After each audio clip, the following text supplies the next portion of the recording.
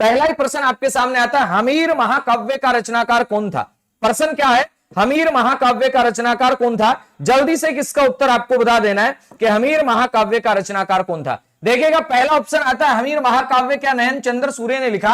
आप कहेंगे क्या जयानक ने लिखा, मेरुतुंग ने लिखा या फिर राजशेखर ने लिखा। ध्यान दीजिएगा मेरी बात, अगर मैं जयानक की बात करता हूं तो आप कहेंगे सर पृथ्वीराज विजय, पृथ्वीराज विजय जो है ये किसके द्वारा लिखा गया है, तो आप कहेंगे जयानक के द्वारा। लेकिन मैं यहां पे एक बात और करता हूं, मैं आपसे पूछ लूं कि पृथ्वीराज रासो ये किसके द्वारा लिखा जाता है, तो आपका उत्तर आएगा सर पृथ्वीराज जो रासो है ये लिखा जाता है चंद बरदाई के द्वारा। चंद बरदाई के द्वारा क्या लिखा जाता है, आप कहेंगे पृथ्वीराज रासो। जबकि बात आ रही है पृथ्वीराज विजय की, पृथ्वीराज विजय किसने लिखा है, अपना उत्तर आएगा पृथ्वीराज विजय जो है ये आपके लिखा है किसने, जयानक ने। किसने लिखा, जयानक ने। बात आई मेरुतुंग ने कौन सा लिखा है, सीधा सीधा सा के आपको बता दूं, यानी प्रबंध जो चिंतामणि है ये किसका आता है, अपन कहेंगे प्रबंध चिंतामणि ये आपका आता है मेरुतुंग का। और राजशेखर की जब बात आती है याद रखिएगा, प्रबंध कोश नाम का जो ग्रंथ है ये किसके द्वारा लिखा जाता है, राजकोष के द्वारा। मैं आपसे पूछूं कि हमीर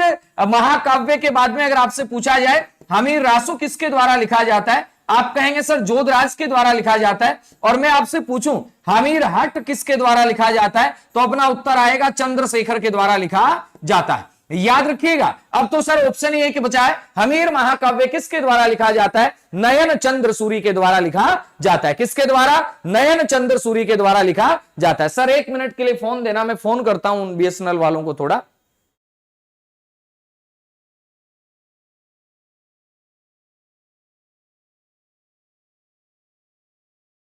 एक मिनट चालू रखिएगा।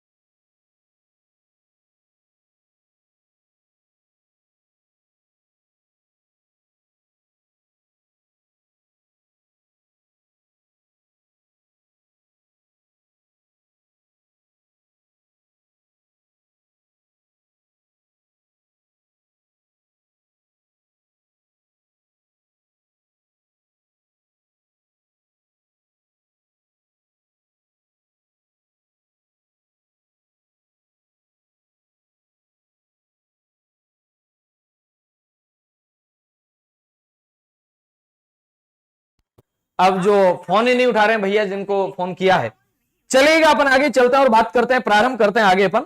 अगला प्रश्न क्या आता है अपने सामने, अगला प्रश्न अपने सामने आता है भाई साहब देखिएगा, बड़ा शानदार सा प्रश्न है, बड़े अच्छे से प्रश्न होंगे और एक एक प्रश्न के अंदर अपन बहुत सारे प्रश्न लेकर के आएंगे। तो यहां पे बात आती है राज रत्नाकर नामक ग्रंथ की रचना किसने की। ध्यान दीजिएगा प्रश्न क्या बन सकता है, राज रत्नाकर नामक ग्रंथ की रचना ये किसके द्वारा की जाती है। 4 ऑप्शन आपके सामने आते हैं। क्या जीवाधार के द्वारा की जाती है, सर मुझे तो नहीं लगता ऐसा की जाती है। क्या जयसोम के द्वारा की जाती है, सदाशिव के द्वारा की जाती है, हरिसेन के द्वारा की जाती है। हरिसेन तो सर वही आता है जो आप जानते हैं, क्या जानते हैं हरिसेन के बारे में, यानी प्रयाग प्रशस्ति का लेखक है और ये भी अपने पाठ्यक्रम के अंदर है। तो याद रखिएगा हरिसेन ने प्रयाग प्रशस्ति लिखी थी और प्रयाग प्रशस्ति आप कहेंगे है कहां पे, याद रखिएगा ये आपका इलाहाबाद के अंदर है। ये आपका प्रयाग प्रशस्ति वाला हरिसेन आ गया, तो इसका सही उत्तर आएगा सदाशिव। तो जयसोम ने कौन सा लिखा था, याद रखिएगा बीकानेर से संबंधित एक ग्रंथ आता है करमचंद वंशो कीर्तनियम,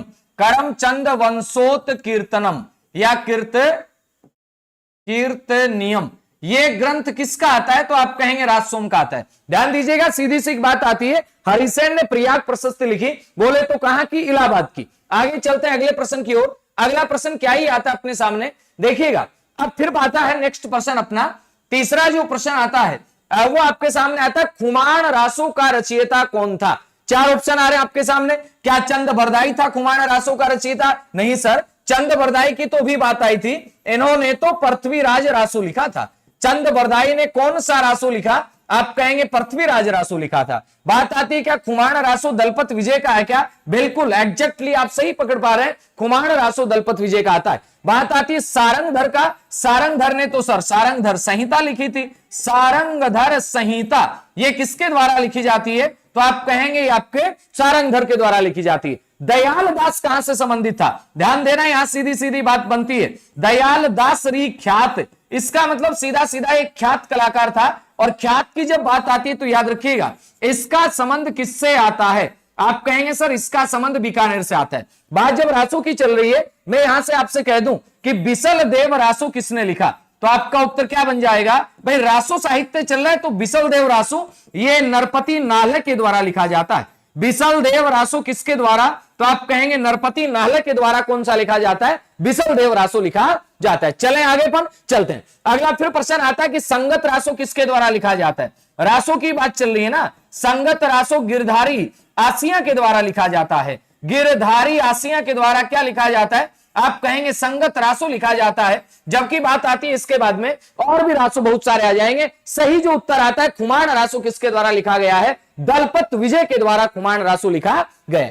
इसके बाद में फिर आगे प्रश्न आता है मोहरोत नैणसी को राजस्थान का अबुल फजल किसने कहा? याद रखिएगा मेरी बात, सीधा सा प्रश्न है, मोहरोत नैणसी को राजस्थान का अबुल फजल किसने कहा है? सीधा सीधा अगर मैं बात करूं कि भाई मोहरोत नैणसी किसके दरबार में रहा करता था, भाई मैंने आपसे पूछा कि मोहरोत नैणसी ये किसके दरबार में रहा करता था, आप कहेंगे सर ये जसवंत सिंह जो आपके मारवाड़ वाले हैं इनके दरबार में रहा करता था। और मोहरोत नैणसी ने सर किताब कौन सी लिखी? तो आपका उत्तर आएगा इन्होंने नैण सीरी ख्यात लिखी है। मोहरोत नैणसी ने कौन सी? तो आप कहेंगे नैण सीरी ख्यात इन्होंने लिखी है। इसके बाद में फिर बात आती है इन्होंने नैण सीरी ख्यात लिखी है। और नैण सीरी ख्यात के बाद में इन्होंने एक लिखा मारवाड़ रा परगना री विगत। कौन सा लिखा? तो आप कहेंगे मारवाड़ रा परगना री विगत है, ये लिखा है मोहरोत नैणसी ने। और मारवाड़ रा परगना री जो विगत है इसे कहा जाता है राजस्थान का गजेटियर। याद कर लेना, वेरी वेरी इंपॉर्टेंट है।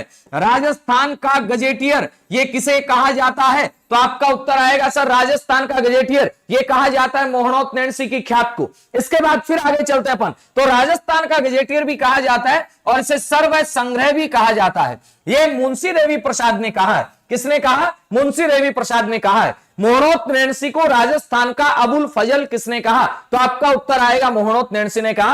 अब मैं दो चार आपके सामने क्या करता हूं, दो चार आपके सामने ग्रंथ लिखता हूं। मैंने आपसे पूछा है आयो इंग्रेज मुलक रे ऊपर, आयो इंग्रेज मुलक रे ऊपर ये किसका है? आयो इंग्रेज मुलक रे ऊपर, आयो इंग्रेज मुलक रे ऊपर ये किसने लिखी? कहीं ना कहीं आपको इसी पेज के अंदर आंसर मिलेगा, सोचिएगा और फटाक से कमेंट करके मुझे बताइएगा आयो इंग्रेज मुलक रे ऊपर ये किसकी रचना है? तो आपका उत्तर आ जाएगा किसकी? बातारी फुलवारी के लेखक कौन है? भाई साहब पहली बात तो आपको यह पता होनी चाहिए कि बातारी फुलवारी ये कितने खंडों में लिखा गया ग्रंथ है? तो आप कहेंगे सर ये 14 खंडों में लिखा गया ग्रंथ है। कितने खंडों में? तो आप कहेंगे 14 खंडों के अंदर लिखा गया ग्रंथ है। बात आती है कि बातारी फुलवारी के लेखक कौन है? क्या कन्हैयालाल सेठिया है क्या? नहीं सर, कन्हैयालाल सेठिया का संबंध तो कहां से आता है? ये सुजानगढ़ से आता है। और जब बात सुजानगढ़ की आती है साथियों तो आपका उत्तर आएगा चूरू। अब चूरू से आता है तो इन्होंने कौन कौन सी किताबें लिखी हैं? याद रखिएगा, अगर आपसे पूछा जाए पीथल व पाथल, पीथल व पाथल किसने लिखी? तो आप कहेंगे कन्हैयालाल सेठिया ने। आपसे पूछा जाए मिंजर किसने लिखी? कन्हैयालाल सेठिया ने। आपसे पूछा जाए सर लील टांस किसने लिखी? कन्हैयालाल सेठिया ने। आपसे पूछा जाए मायड रो हेलो, मायड रो हेलो, मायड रो हेलो किसने लिखा? तो आप कहेंगे कन्हैयालाल सेठिया ने लिखा। इसके बाद में बात आती है कवि श्यामल दास का संबंध कहां से है? इनका संबंध आता है मेवाड़ से। और श्यामल दास की बात आती है ये किसके दरबार में थे? ये सज्जन सिंह के दरबार में थे।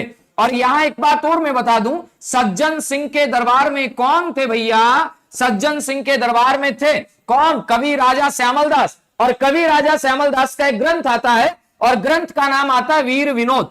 प्रश्न बनेगा कवि राजा श्यामल दास ने कौन सा ग्रंथ लिखा है? वीर विनोद लिखा है। और इसीलिए कवि राजा श्यामल दास को सज्जन सिंह जी ने कविराज की उपाधि से नवाजा था। किससे नवाजा था? कविराज की उपाधि से। बात आता है कि कन्हैयालाल सेठिया की एक रचना और आती है धरती धोरारी, आतो सुर ज्ञानो सरभावे ई पर देव रमण ना आवे, ईरो जस नर नारी गावे धरती धोरारी, धरती धोरारी। ओ धरती धोरारी, ओ धरती धोरारी, आतो सुर ज्ञानो सरमावे ई पर देव रमण नहीं आवे, ईरो जसनर नारी गावे धरती धोरारी, ओ धरती धोरारी। आगे जमीन रो धनी, जमीन रो धनी, ये भी किसकी बुक आती है? तो आप कहेंगे सर ये भी बुक आती है इन्हीं की। आगे फिर प्रश्न बने, सूर्यमल मिश्रण ने कौन सा लिखा था? इन्होंने तो सर वंश भास्कर लिखा था। सूर्यमल मिश्रण ने वंश भास्कर लिखा। सर अभी तक उत्तर नहीं आया है, विजयदान देता आएगा, क्योंकि आपका भी तो काम बनता है ना कि उत्तर देने का। बातारी फुलवारी के लेखक कौन है? तो याद रख लीजिएगा, बातारी फुलवारी के लेखक विजयदान देता है। नेटवर्क एरर करेगा, फिर मैं बता देता हूं आपको, घबराना नहीं है, मैं क्लास नहीं छोड़ूंगा जब तक ये शब्द बंद नहीं हो जाएगा। या तो क्लास पूरी होगी तब छोड़ूंगा, या शब्द बंद होगी तब छोड़ूंगा। और ये मानिएगा ये पॉडकास्ट चल रहा है और आपको मेरी आवाज सुनाई दे रही है। चले आगे, अपन चलते हैं अगले प्रश्न की ओर, चलते हैं अपन और देखते हैं कौन सा प्रश्न। शेयर करने की जिम्मेदारी आपकी है। आज आंकड़ा वहां तक पहुंचा दीजिएगा जहां तक मैंने सोचा नहीं होगा। आगे फिर बात आती है विजयदान देता से संबंधित। मैं आपसे पूछूं कि तीड़ो राव किसकी ग्रंथ है? तीड़ो राव की पूछ रहा हूं मैंने पूछा तीड़ो राव। अब आपसे है ना, मैं हर प्रश्न के अंदर एक एक प्रश्न भी दूंगा। मैंने पूछा तीड़ो राव किसकी है, तो आप बता देना मुझे। तीड़ो राव जिसकी आती उसी की आती अलेखू, अलेखू भी उसी की आती है, अलेखू भी उसी की आती है। और आपसे मैं पूछूं हिटलर किसकी है? भैया जिसकी तीड़ो राव उसी की हिटलर है। मैं आपसे पूछूं संभाल किसकी है? भैया जिसकी है उसी की संभाल है। और मैंने पूछा सांचरो भरम, ये किसका है? ये भी सर उसी का है। अरे बाबू किसका? तो ये देथा जी की पूरी साहित्यक रचनाएं हैं। तो याद रखिएगा, कन्हैयालाल सेठिया की कौन सी आ जाएगी? पीतल पाथल मींजल नीटास मायरो हेलो, धरती धोरारी जमीन रो धनी, सूर्यमल मिश्रण की बात आती है वंश भास्कर, कवि राजा श्यामल दास की बात आती तो वीर विनोद। चलते हैं अगले प्रश्न की ओर। चेतावनी राज चुंगटिया, क्या बात है। यानी दिल्ली दरबार में महाराणा जा रहे थे, लेकिन महाराणा को दिल्ली दरबार में जाने से रोक लेता है चेतावनी राज चुंगटिया। अरे वाह रे वाह चुंगटिया। तो किसने लिखा चेतावनी राज चुंगटिया? बात आती है कि चेतावनी राज चुंगटिया ये किसने लिखा? ये 1903 के अंदर लिखा जाता है। आप कहेंगे सर किसके द्वारा लिखा जाता है चेतावनी राज चुंगटिया? तो केसरी सिंह भारत के द्वारा लिखा जाता है। इन्होंने, बात आती है प्रताप सिंह, इन्होंने दुर्गादास की बात आती है तो दुर्गादास लिखा इन्होंने। बात आती है दुर्गादास का चरित्र, और रूठी रानी के नाम से इन्होंने क्या लिखे? तो आप कहेंगे रूठी रानी के नाम से इन्होंने ग्रंथ लिखे हैं। इसके बाद में अगर मैं बात करूं ऐसे ही एक, चलो मैं पूछ लेता हूं, शूद्र मुक्ति किसके द्वारा लिखा जाता है? स्त्री मुक्ति किसके द्वारा लिखा जाता है? क्योंकि मेरा टारगेट आपके प्रश्न सही करवाना है। और महेंद्र कुमार किसके द्वारा लिखा जाता है? तो आपका उत्तर आएगा सर ये सारे के सारे जो ग्रंथ हैं ये सेठी जी के द्वारा लिखे जाते हैं। और अर्जुन लाल सेठी ने एक बात और कही थी कि अगर अर्जुन लाल सेठी नौकरी करेगा तो इन अंग्रेजों को भारत से बाहर निकालने का काम कौन करेगा? चलिएगा आगे फिर बात करते हैं कि ईसर सिंह भारत की कौन सी है? ईसर सिंह भारत की रचना का नाम क्या आता है? तो याद रखिएगा ईसर सिंह भारत की मैं बात कर रहा हूं, तो यहां पे आपको याद कर लेना है एक हरिरस नाम की रचना आती है। हरिरस रचना ये किसकी है? ये ईसर सिंह भारत की है। क्या जोरावर सिंह भारत ने लिखा था? बिल्कुल, जोरावर सिंह भारत ने ग्रंथ लिखा था पूजा पद्धति। याद कर लेना, वेरी वेरी इंपॉर्टेंट बन जाता है। पूजा पद्धति किसके द्वारा लिखा गया? जोरावर सिंह भारत। और मेन बात आपको चेतावनी चुंगटिया याद रखना है। यहां चेतावनी चुंगटिया की बात आती है तो मेवाड़ महाराणा फतेह सिंह को दिल्ली दरबार में जाने से रोका था। मेवाड़ महाराणा फतेह सिंह को दिल्ली दरबार में जाने से रोका। कौन से ग्रंथ ने दिल्ली दरबार में जाने से रोका था? तो आपका उत्तर बनेगा सर ये जो ग्रंथ आता है वो आपका चेतावनी चुंगटिया आता है। चलें आगे अपन चलते हैं अगले प्रश्न की ओर। और अगला प्रश्न क्या ही आ जाता है देख लीजिएगा। अगले प्रश्न की ओर बढ़ते हैं। प्रश्न अपने सामने आ रहा है, सेनानी किसकी रचना है? सर सेनानी, अरे भाई साहब सेनानी तो बात ही नहीं समझ में आ रही किसकी रचना है। क्या है मुरलीधर व्यास की रचना है? क्या है लक्ष्मी कुमारी चुंडावत की रचना है? क्या है मेघराज मुकुल की रचना है? क्या है रत्ना खाती की रचना है? क्या रत्ना खाती की बात आती है तो याद रखिएगा सीधी सीधी बात आएगी रत्ना खाती। रुक क्यों गए रे क्लास से?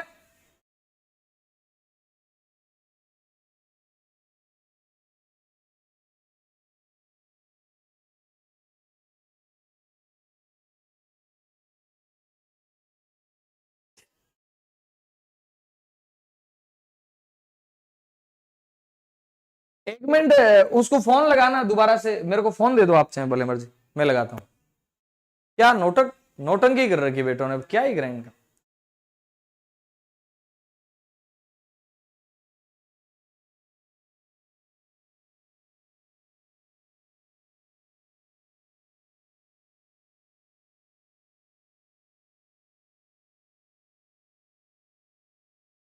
क्या बात दे रहे हो सर? हाँ जी, हाँ जी, तो यहां पे बात आई, किसकी बात कर रहा था मैं, तो इसका सही उत्तर आ जाएगा सेना ने किसके, मेघराज मुकुल की। अब मैं आपसे पूछूं कि मेघराज मुकुल की आती, तो लक्ष्य में चुंडावत के बारे में अगर आपसे पूछ लिया जाए और बात पूछ ली जाए, मंझली रात किसका ग्रंथ आता है, तो याद रखिएगा ये आपका लक्ष्मी कुमारी चुंडावत का आता है। मूमल किसका आता है, लक्ष्मी कुमारी चुंडावत का आता है। भागली, आपका भागली का क्या नाम, बागोर भारमली, बागोर भारमली की बात आती, ये भी किसका आता है, तो आप कहेंगे सर लक्ष्मी कुमारी चुंडावत का आता है। साबास भारी जू, साबास भारी जू, ये भी किसका ग्रंथ आता है, तो आप कहेंगे सर ये भी लक्ष्मी कुमारी चुंडावत का आता है। सीधा सीधा यहां से प्रश्न बना, सेनानी किसकी रचना है, तो आप कहेंगे मेघराज मुकुल की रचना है। आगे आता है आनंद कुमार व्यास ने, आनंद कुमार स्वामी ने, व्यास की बात आती है, राजस्थानी चित्रकला का सबसे पहले वैज्ञानिक विभाजन किया, कौन सी पुस्तक में किया था, इनकी पुस्तक का नाम आता राजपूत पेंटिंग्स, इनकी पुस्तक का नाम क्या आता है, तो याद रखिएगा राजपूत पेंटिंग्स के नाम से इनकी पुस्तक आती है। और राजपूत जो पेंटिंग्स है इसके अंदर इन्होंने बात आ रही है कि कब विभाजन किया, तो सीधा सीधा मैं आपको बता देता हूं 1916 के अंदर इन्होंने इसका विभाजन किया। कब की बात कर रही है, 1916 के अंदर इन्होंने इसका विभाजन किया। इसके बाद फिर बात आती है राजस्थानी चित्रकला की सबसे प्राचीन शैली किसे माना जाता है, चार ऑप्शन आपके सामने आ रहे हैं। क्या मारवाड़ शैली को माना जाता है, आमेर को माना जाता है, मेवाड़ को माना जाता है, या अलवर शैली को माना जाता है, चार ऑप्शन आपके सामने है। मैंने क्या कहा, राजस्थानी चित्रकला की सबसे प्राचीन शैली किसे माना जाता है, तो आपका उत्तर बनेगा राजस्थानी चित्रकला की सबसे प्राचीन शैली। चार ऑप्शन में से आपको जवाब देना है। सर क्या ही बात करें, जब मेवाड़ शैली के बारे में बात करते हैं, भैया थोड़ा नेटवर्क प्रॉब्लम आ रही है, मैं भी लाइव ही क्लास में खड़ा हूं, आप यूट्यूब पे देखना थोड़ा सा, एक बार बफरिंग हो रही है बहुत भयंकर वाली। और मैं सुनो मेरी बात, ये बिल्कुल लाइव चल रहा है, ड्रॉप।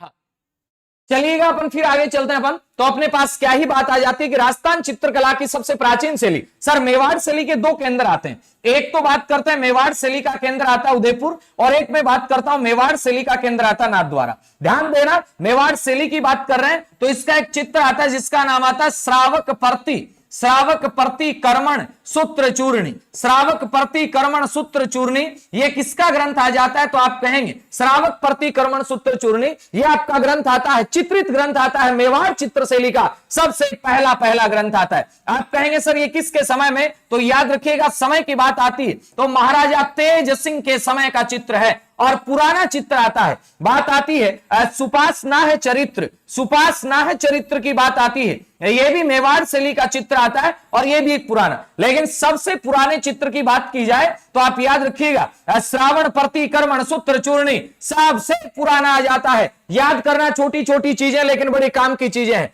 बात आती है एक मिनट मेरे को चाहिएगा फोन, एक मिनट, इसके बाद में फिर बात आती है अमर सिंह की, यानी मेवाड़ चित्र शैली की बात आती है। याद रखिएगा अमर सिंह के काल के अंदर भी विशेष काम होते हैं, और यहां पे मैं बात कर रहा हूं अमर सिंह के काल में चावंड जो चित्र शैली थी, आइए आगे बढ़ती है, और इसी चावंड चित्र शैली में एक रागमाला नाम का चित्र है, ये बनाया जाता है। आप कहेंगे रागमाला किसने बनाया सर, ये निसारुद्दीन ने बनाया, किसने बनाया, निसारुद्दीन ने, निसारुद्दीन ने। बात आती है स्वर्ण युग की, स्वर्ण युग किसके काल को कहा जाता है, ध्यान देना जगत सिंह के काल को कहा जाता है, और जगत सिंह वो ही जिसके काल में एक विशेष चित्रशाला बनी थी जिसे कहा जाता है चितेरों की ओबरी। याद कर लेना, वेरी वेरी इंपॉर्टेंट है, चितेरों की ओबरी का संबंध कहां से आ जाता है, तो आपका उत्तर बनेगा चितेरों की ओबरी का जो संबंध है ये आपका आ जाता है कहां से, तो आप कहेंगे सर चितेरों की जो ओबरी है ये सीधा सीधा आ जाएगी मेवाड़ से, और ये किसके टाइम में बनी, जगत सिंह के टाइम में बनती है चितेरों की ओबरी। चलिएगा फिर आगे बढ़ते हैं अगले प्रश्न की ओर। अगला प्रश्न आता है गीत गोविंद किस शैली का प्रसिद्ध चित्र है, तो आप क्या कहेंगे सर, गीत गोविंद की बात आ रही है, क्या है मारवाड़ चित्र शैली का है क्या, मारवाड़ शैली की अगर मैं बात करता हूं, याद रखना एक तो मालदेव के टाइम में मारवाड़ शैली प्रारंभ हुई थी, दो नाम बता देता हूं, और मान सिंह का जो काल आता है ये प्रारंभ का काल है और ये स्वर्णिम काल आता है। प्रश्न सीधा बनेगा, मान सिंह के काल को स्वर्णिम काल कहेंगे और इस काल को क्या कहेंगे, मारवाड़ में प्रारंभ का काल कहेंगे। आमेर शैली की क्या ही बात करें, यहां प्रश्न पूछा गीत गोविंद किस शैली का है, याद रखिएगा गीत गोविंद सीधा सीधा मेवाड़ शैली का आ जाएगा। गीत गोविंद का संबंध कौन सी शैली से है, आप कहेंगे मेवाड़ शैली से आता है। बात फिर आएगी मेवाड़ शैली के अंदर और कौन कौन से, क्या गीत गोविंद ही आता है? सर गीत गोविंद का संबंध अगर आपसे पूछा जाए तो आप कहेंगे मेवाड़ शैली से है। आपसे पूछा जाए रागमाला सेठ का, रागमाला सेठ का संबंध किससे? मेवाड़ से। आपसे पूछा जाए पंचतंत्र का, आप कहेंगे सर मेवाड़ से है। आपसे पूछा जाए कादंबरी, ये कौन सी चित्र शैली से संबंधित है? मेवाड़ से। आपसे पूछा जाए भ्रमर गीत, ये कौन सी चित्र शैली से? मेवाड़ से है। आपसे पूछा जाए कलीला दमना का संबंध कहां से है? भाई आप बता देना कि गीत गोविंद की बात आती है, रागमाला सेठ की बात आती है, पंचतंत्र की बात आती है, कादंबरी की बात आती है, भ्रमर गीत की बात आती है, चाहे कलीला दमना जिसे कहा जाता है, एक नाम मैं दिमाग से निकल गया। आगे चलते हैं अगले प्रश्न की ओर। अगला प्रश्न आता है मेवाड़ शैली का स्वर्णिम युग कौन से शासक के काल को कहा जाता है? रायमल का क्या ही लेना देना, राज सिंह, अमर सिंह प्रथम, जगत सिंह। तो याद रखिएगा यहां पे जगत सिंह आता है और आपसे जगत सिंह का काल पूछा जाए 1628 से लेकर के 1652 तक का काल आता है। और मेवाड़ चित्र शैली की अगर मैं बात करूं तो याद रख लीजिएगा, वेरी वेरी इंपॉर्टेंट बात आती है कि मनोहर का संबंध कौन सी चित्र शैली से? आप कहेंगे मेवाड़ से है। मैंने पूछा साहिबदीन का संबंध किससे? आप कहेंगे मेवाड़ से है। मैंने पूछा नसीरुद्दीन का संबंध किससे? आप कहेंगे मेवाड़ से है। मैंने पूछा नूरुद्दीन का संबंध किससे? आप कहेंगे सर मेवाड़ से है। और मैंने पूछा जगन्नाथ का संबंध किससे है? तो याद रख लेना यह भी आपके मेवाड़ से आ जाएगा। मनोहर साहिबदीन बार बार पूछे जाते हैं। और अगर आपसे यह पूछ लिया जाए कमला व इलायची, इनका संबंध कहां से आता है? कमला व इलायची ये कौन सी चित्र शैली से संबंधित है? तो याद कर लेना ये नाथ द्वारा चित्र शैली से संबंधित है। कौन सी? कमला और इलायची का सीधा सीधा संबंध आपसे पूछा जाता है तो आप बताएंगे कमला और जो इलायची है ये नाथ द्वारा से है। चले आगे अपन चलते हैं अगले प्रश्न की ओर। क्या ही आता है अपना अगला प्रश्न देखिएगा।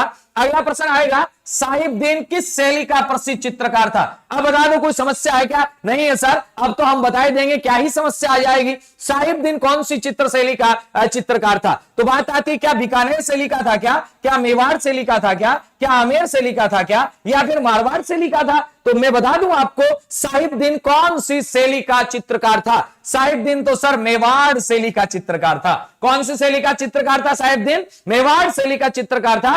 चलें आगे चलते हैं और बात करते हैं। मेरी बेटी ज्योति आपकी क्लास देख करके मेरा नाम बोला, बिल्कुल ज्योति का नाम बोल दिया है। और ज्योति बेटा खूब पढ़ो और मम्मी की हेल्प करो, परेशान मत करो, मम्मी को पढ़ने दो। नौकरी लगने के बाद में मम्मी आपकी सारी विषय जो पूरी कर देंगी। चलते हैं आगे पर। बात आती है मारवाड़ शैली के अंदर कौन कौन से चित्रकार हैं? भाई चित्रकारों की बात ही आ रही है तो मैं आपसे पूछ लूं कि मारवाड़ शैली में कौन कौन से चित्रकार हैं? फटाफट से कमेंट करके मुझे अभी बता दीजिएगा कि मारवाड़ शैली के अंदर कौन कौन से चित्रकार रहे हैं। मैंने पूछा मारवाड़ शैली में क्या करीम घासी, क्या करीम घासी मारवाड़ शैली का चित्रकार है क्या? है। मैंने पूछा क्या नारायण दास मारवाड़ शैली का चित्रकार है क्या? आप कहेंगे सर है। क्या मैंने पूछा डालचंद मारवाड़ शैली का चित्रकार है क्या? आप कहेंगे सर है। मैंने पूछा उदयराम मारवाड़ शैली का चित्रकार है क्या? आप कहेंगे है। मैंने पूछा शंकर दास किसका है? आप कहेंगे सर मारवाड़ शैली का चित्रकार है। मैंने फिर पूछा वीरजी कौन सी शैली के चित्रकार है मारवाड़ के? मैंने पूछा छज्जू भाटी और नौ छज्जू भाटी मारवाड़ का है क्या? है। मैंने पूछा शिवदास किसका है? मारवाड़ का है क्या? सर है। मैंने पूछा देवदास किसका है? मारवाड़ का है क्या? सर है। मैंने पूछा अमरदास किसका है? मारवाड़ का है क्या? है। ये सारे के सारे चित्रकारों का संबंध किससे आता है? तो आपका उत्तर आ जाएगा मारवाड़ से आता है। चलिएगा आगे वाले प्रश्न की ओर बढ़ते हैं। क्या आता है अगला प्रश्न? अगला प्रश्न तो कुछ आया नहीं सर, आगे आ जाएगा। क्या हुआ? प्रश्न कहां गए? प्रश्न आता है गढ़ों का सिरमौर किसे कहा जाता है? गढ़ तो चित्तौड़गढ़, बाकी सब गढ़ैया, तो गढ़ों का सिरमौर किसे कहा जाएगा? एक ही ऑप्शन बचेगा सर, भैंसरोडगढ़ को कहा जाएगा क्या? नहीं नहीं नहीं नहीं नहीं, भैंसरोडगढ़ को नहीं कहा जाएगा। इसे तो कहा जाता है राजस्थान का वेल्लोर। भैंसरोडगढ़ को क्या कहा जाता है? तो याद रखिएगा भैंसरोडगढ़ को कहा जाता है राजस्थान का वेल्लोर। भैंसरोडगढ़ को क्या कहा जाता है? तो आपका उत्तर बनेगा राजस्थान का वेल्लोर कहा जाता है। बात आती है भैंसरोडगढ़ है कहां पे? ये चित्तौड़गढ़ के अंदर आता है। और भैंसरोडगढ़ कौन सी दो नदियों के संगम पर बना हुआ है? तो याद रखना भैंसरोडगढ़ आपका गंभीरी और बामनी नदियों के संगम पर बना हुआ है। गंभीरी प्लस में बामनी, इन दोनों नदियों के संगम पे कौन सा किला बना हुआ है? तो आप कहेंगे भैंसरोडगढ़ बना हुआ है। बात आती है मांडलगढ़ की। मांडलगढ़ कहां पे आता है? भीलवाड़ा में आता है। मांडलगढ़ कहां पे आता है? भीलवाड़ा के अंदर आता है, आपको याद रख लेना है। मांडलगढ़ कहां पे सर? भीलवाड़ा में आता है। और ये मैं कर्नल जेम्स टोड ने भैंसरोडगढ़ के बारे में कहा था। राजस्थान में अच्छा दुर्ग है कौन सा? भैंसरोडगढ़। यानी जब कर्नल जेम्स टोड से पूछा गया कि राजस्थान के अगर दुर्गों के बारे में आपसे पूछा जाए तो आप कौन से दुर्ग के बारे में नाम लेंगे, तो यहां ये कहता है कि मैं राजस्थान के दुर्गों में अगर किसी एक को मुझे चुनने के लिए कहा जाए तो मैं निश्चित रूप से ही किसे चुनूंगा, भैंसरोडगढ़ को चुनूंगा। बात आती है गढ़ों का गढ़ तो चित्तौड़गढ़, तो याद कर लेना चित्तौड़गढ़ है, गढ़ तो चित्तौड़गढ़, बाकी सब गढ़ैया। बात आती है किसके बारे में, चित्तौड़गढ़ के बारे में। अब बात जब चित्तौड़गढ़ की करने लग गए तो याद रखना आपसे आ सकता है पाड़न पोल कहां पे आती है, सर चित्तौड़गढ़ में आती है।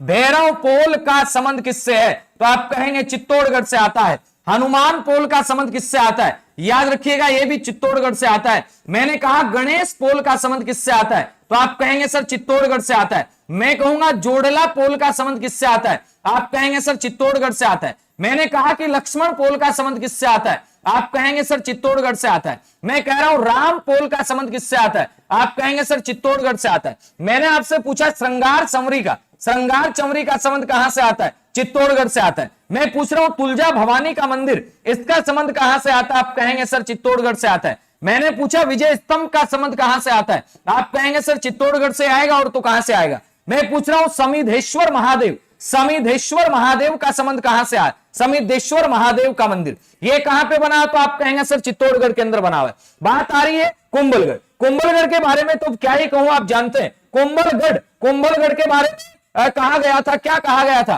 कुंभलगढ़ की तुलना याद रखिएगा यानी एट्रस्कन से की गई है। आगे फिर बात आती है कुंभलगढ़ का जो शिल्पी है वो कौन है, आप कहेंगे सर मंडन है। बात आती है कुंभलगढ़ के बारे में, मेवाड़ की संकटकालीन राजधानी अगर आपसे पूछा जाए मेवाड़ की संकटकालीन राजधानी कौन सी है, तो भी आपका उत्तर आएगा मेवाड़ की संकटकालीन राजधानी, ये भी आपका कुंभलगढ़ है। कुंभलगढ़ के अंदर अगर बात करते हैं तो एक पोल आता है जिस पोल का नाम आता है हल्ला पोल, ये कुंभलगढ़ के अंदर आती है। कुंभलगढ़ के अंदर एक गढ़ आता है कटारगढ़, जिसे कहा जाता है कुंभलगढ़ की आंख, कुंभलगढ़ की आंख कहा जाता है। और बात जब आती है कुंभलगढ़ के बारे में तो याद रखना कि इसकी जो दीवार है ये 36 किलोमीटर की दीवार है, 36 किलोमीटर की दीवार और काफी चौड़ी दीवार है। और इसके बारे में कहा जाता है, क्या कहा जाता है इसके बारे में, कि अगर इसके ऊपर घोड़े हाथी चलाए जाए आसानी से चल जाएंगे। और इसकी ऊंचाई को देखते हुए कहा था किसी ने कि भाई साहब इसको ऊपर देखें अगर नीचे से खड़ा खड़ा व्यक्ति तो सिर पर रखी हुई पगड़ी भी नीचे गिर जाती है। चलें आगे पर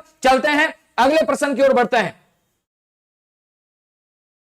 ये राजगोला भरतपुर कह रहा है सर आपकी अटकती क्यों इतनी,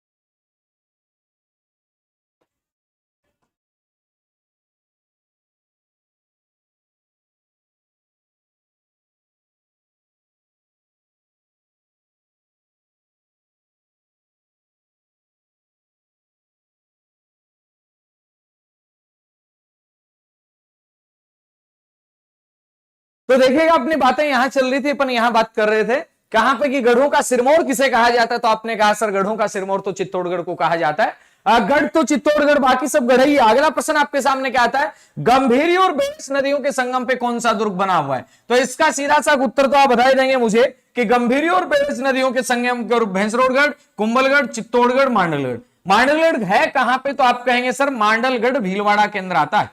बात चित्तौड़गढ़ तो आई गया, कुंभलगढ़ कहां पे आता है, राजसमंद के अंदर आता है कुंभलगढ़। और बात आती है भैंसरोडगढ़, आपका गंभीर और बेड़स नदियों के संगम पर बना हुआ है। चलिएगा अगले प्रश्न की ओर चलते हैं। अगला प्रश्न आपके सामने आता है कि अबुल फजल ने कौन से दुर्ग के बारे में कहा था कि यही एकमात्र दुर्ग बख्तरबंद है, बाकी सब तो नंगे हैं। तो जल्दी से बताइएगा कौन से दुर्ग के बारे में अबुल फजल ने ऐसा कहा था कि बाकी सारे के सारे दुर्ग ये आपके क्या नंगे हैं, लेकिन ये एक दुर्ग ऐसा है जो बख्तरबंद है। क्या भैंसरोडगढ़ के बारे में कहा, बिल्कुल नहीं कहा। क्या रणथंभौर दुर्ग के बारे में कहा, रणथंभौर दुर्ग है कहां पे, आपका उत्तर आएगा सर रणथंभौर दुर्ग सवाई माधोपुर के अंदर आता है। रणथंभौर दुर्ग से एक प्रश्न और बनता है, आपसे यूं पूछ लिया जाए कि नौलखा दरवाजा कहां पर है, आपका उत्तर आएगा नौलखा दरवाजा यहीं पे आता है। ध्यान देना मेरी बात के ऊपर। हमीर का महल कहां पे आता है, हमीर का महल भी रणथंभौर दुर्ग में आता है।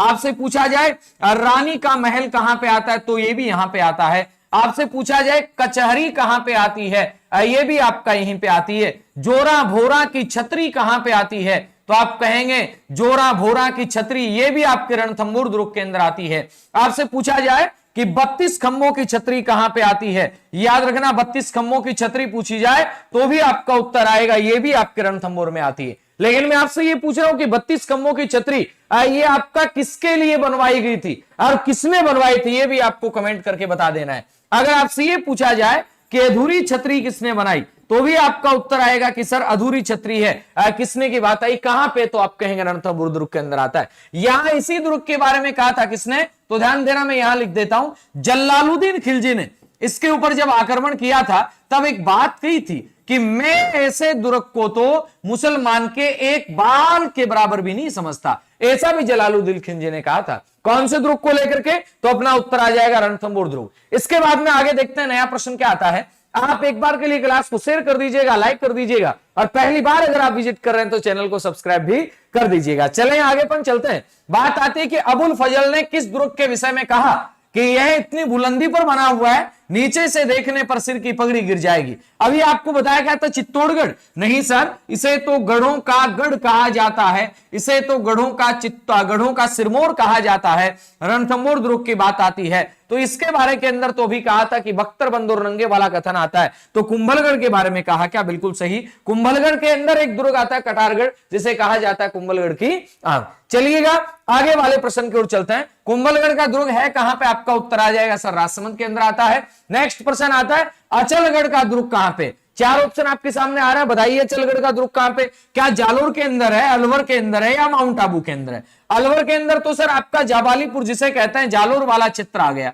ये कहां पे आता है, जाबालीपुर जालोर को ही कहते हैं। अब जालोर के अंदर कौन सा दुर्ग बना हुआ है, दो नाम आएंगे आपके सामने, सवर्णगिरी है, ये तो किसे कहते हैं, सुवर्णगिरी किसे कहते हैं। ध्यान दीजिएगा मेरी बात, यहीं पर आपका उत्तर आ जाएगा सुवर्णगिरी। जबकि स्वर्णगिरी की बात आती है, ये किसे कहा जाता है, याद रखिएगा स्वर्णगिरी के नाम से अपन जैसलमेर को जानते हैं। किसे जानते हैं, जैसलमेर को। यहां पे बात है कि अलवर, माउंट आबू, तो सही उत्तर तो इसका फिर माउंट आबू आ जाना है। यहीं पे याद रखिएगा अचलगढ़ के अंदर ये आपको ध्यान देना है कि सावन भादो महल कहां पे बना हुआ है। आप कहेंगे सर सावन भादो महल यहीं पे बना हुआ है। आपसे पूछा जाए कि ओखा रानी का महल कहां पे बना हुआ है, ये भी ओखा रानी का महल भी यहां बना हुआ है। और नेक्स्ट बात आपसे और पूछी जा सकती है कि माउंट आबू के अंदर तो एक झील भी आती, कौन सी, तो आप कहेंगे नक्की झील आती। चलें आगे अपन चलते हैं। अगला प्रश्न आता है, कौन से दुर्ग को गढ़बीठली के नाम से जाना जाता है,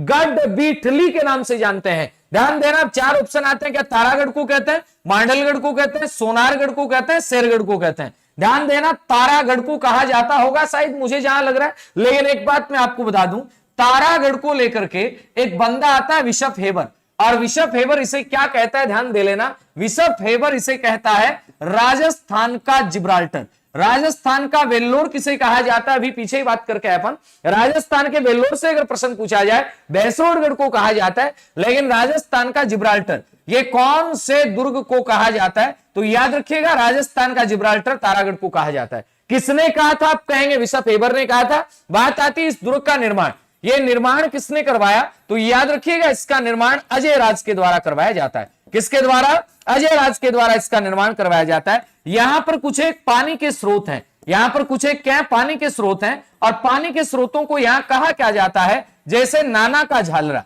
आपसे प्रश्न आ जाए कि नाना का झालरा कहां पे, आप कहेंगे सर अजमेर के अंदर आता है। इसके बाद में एक आता है इब्राहिम का झालरा।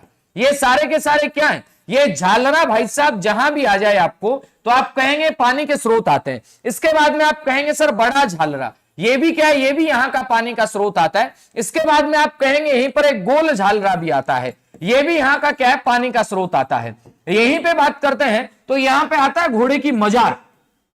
ध्यान देना, यहां पे क्या आती है, तो आप कहेंगे घोड़े की मजार अगर आपसे पूछी जाए ये भी कहां पे बनी हुई है, तो आप कहेंगे घोड़े की मजार ये भी इसी दुर्ग में बनी हुई है। इसी दुर्ग का मतलब आप क्या समझेंगे, सर तारागढ़ के अंदर बनी हुई है। विशप हेबर ने इसे क्या कहा था, राजस्थान का जिब्राल्टर कहा था। बात आती है यहां भी क्या कोई पोल है क्या, भैरव पोल की तरह, बिल्कुल है। यहां पे एक आता है विजय पोल, कौन सा पोल आता है, तो आप कहेंगे विजय पोल यहां पे आता है। एक यहां पे लक्ष्मी पोल भी आता है, कौन सा पोल आता है, तो याद रखना लक्ष्मी पोल। एक यहां पे फूटा दरवाजा, अरे भाई साहब याद कर लो कौन सा दरवाजा, फूटा दरवाजा। एक यहां पे आता है भवानी पोल, कौन सा पोल आता है, भवानी पोल। एक यहीं पे बात कर रहे हैं अपन तो आता हाथी पोल, और यहीं पे आपका आता है हाथी पोल। ध्यान देना, विजय पोल, लक्ष्मी पोल, फूटा दरवाजा, हाथी पोल, ये सारे के सारे कहां आते हैं तो याद रखिएगा सारे के सारे तारागढ़ में आते हैं। आगे बात आती है तारागढ़, तो सर एक बूंदी के अंदर भी आता है। ध्यान देना, दोनों ही बातें हैं, तारागढ़ एक बूंदी के अंदर भी आता है, अब वो आपका अलग है, और ये तारागढ़ जिसे गढ़ बिठली के नाम से जानते हैं ये अलग है। इसे ही कहा जाता है क्या, विशप एबर ने राजस्थान का जिब्राल्टर कहा। वेरी वेरी इंपॉर्टेंट प्रश्न आपका यहां से बन जाता है। आगे प्रश्न आता है, राजस्थान का पहला तिथि अंकित मंदिर शीतलेश्वर महादेव कहां पे है। चार ऑप्शन आपके सामने आ रहे हैं, आपको बताना है कि राजस्थान का पहला तिथि युक्त आपका शीतलेश्वर महादेव का मंदिर कहां है। कमेंट करके जल्दी बताइएगा, फिर अपन आगे चलते हैं और बातचीत करते हैं, ठीक है।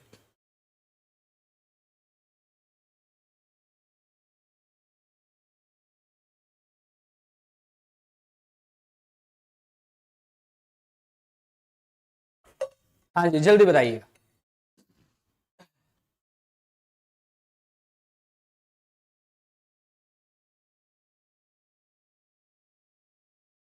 हाँ सही है। तो चलिएगा, चार ऑप्शन आपके सामने आ रहे हैं। पहला ऑप्शन आपके सामने क्या आता है, देखिएगा। क्या राजस्थान का पहला तिथि युक्त मंदिर ये झालावाड़ के अंदर है क्या, या जयपुर में है, या कोटा में है, या फिर बारां के अंदर आता है। ध्यान देना मेरी बात, यहां पे झालावाड़ के अंदर तो सर एक मंदिर और भी आता है, चलो मैं वो लिख देता हूं, सात सहेलियों का मंदिर।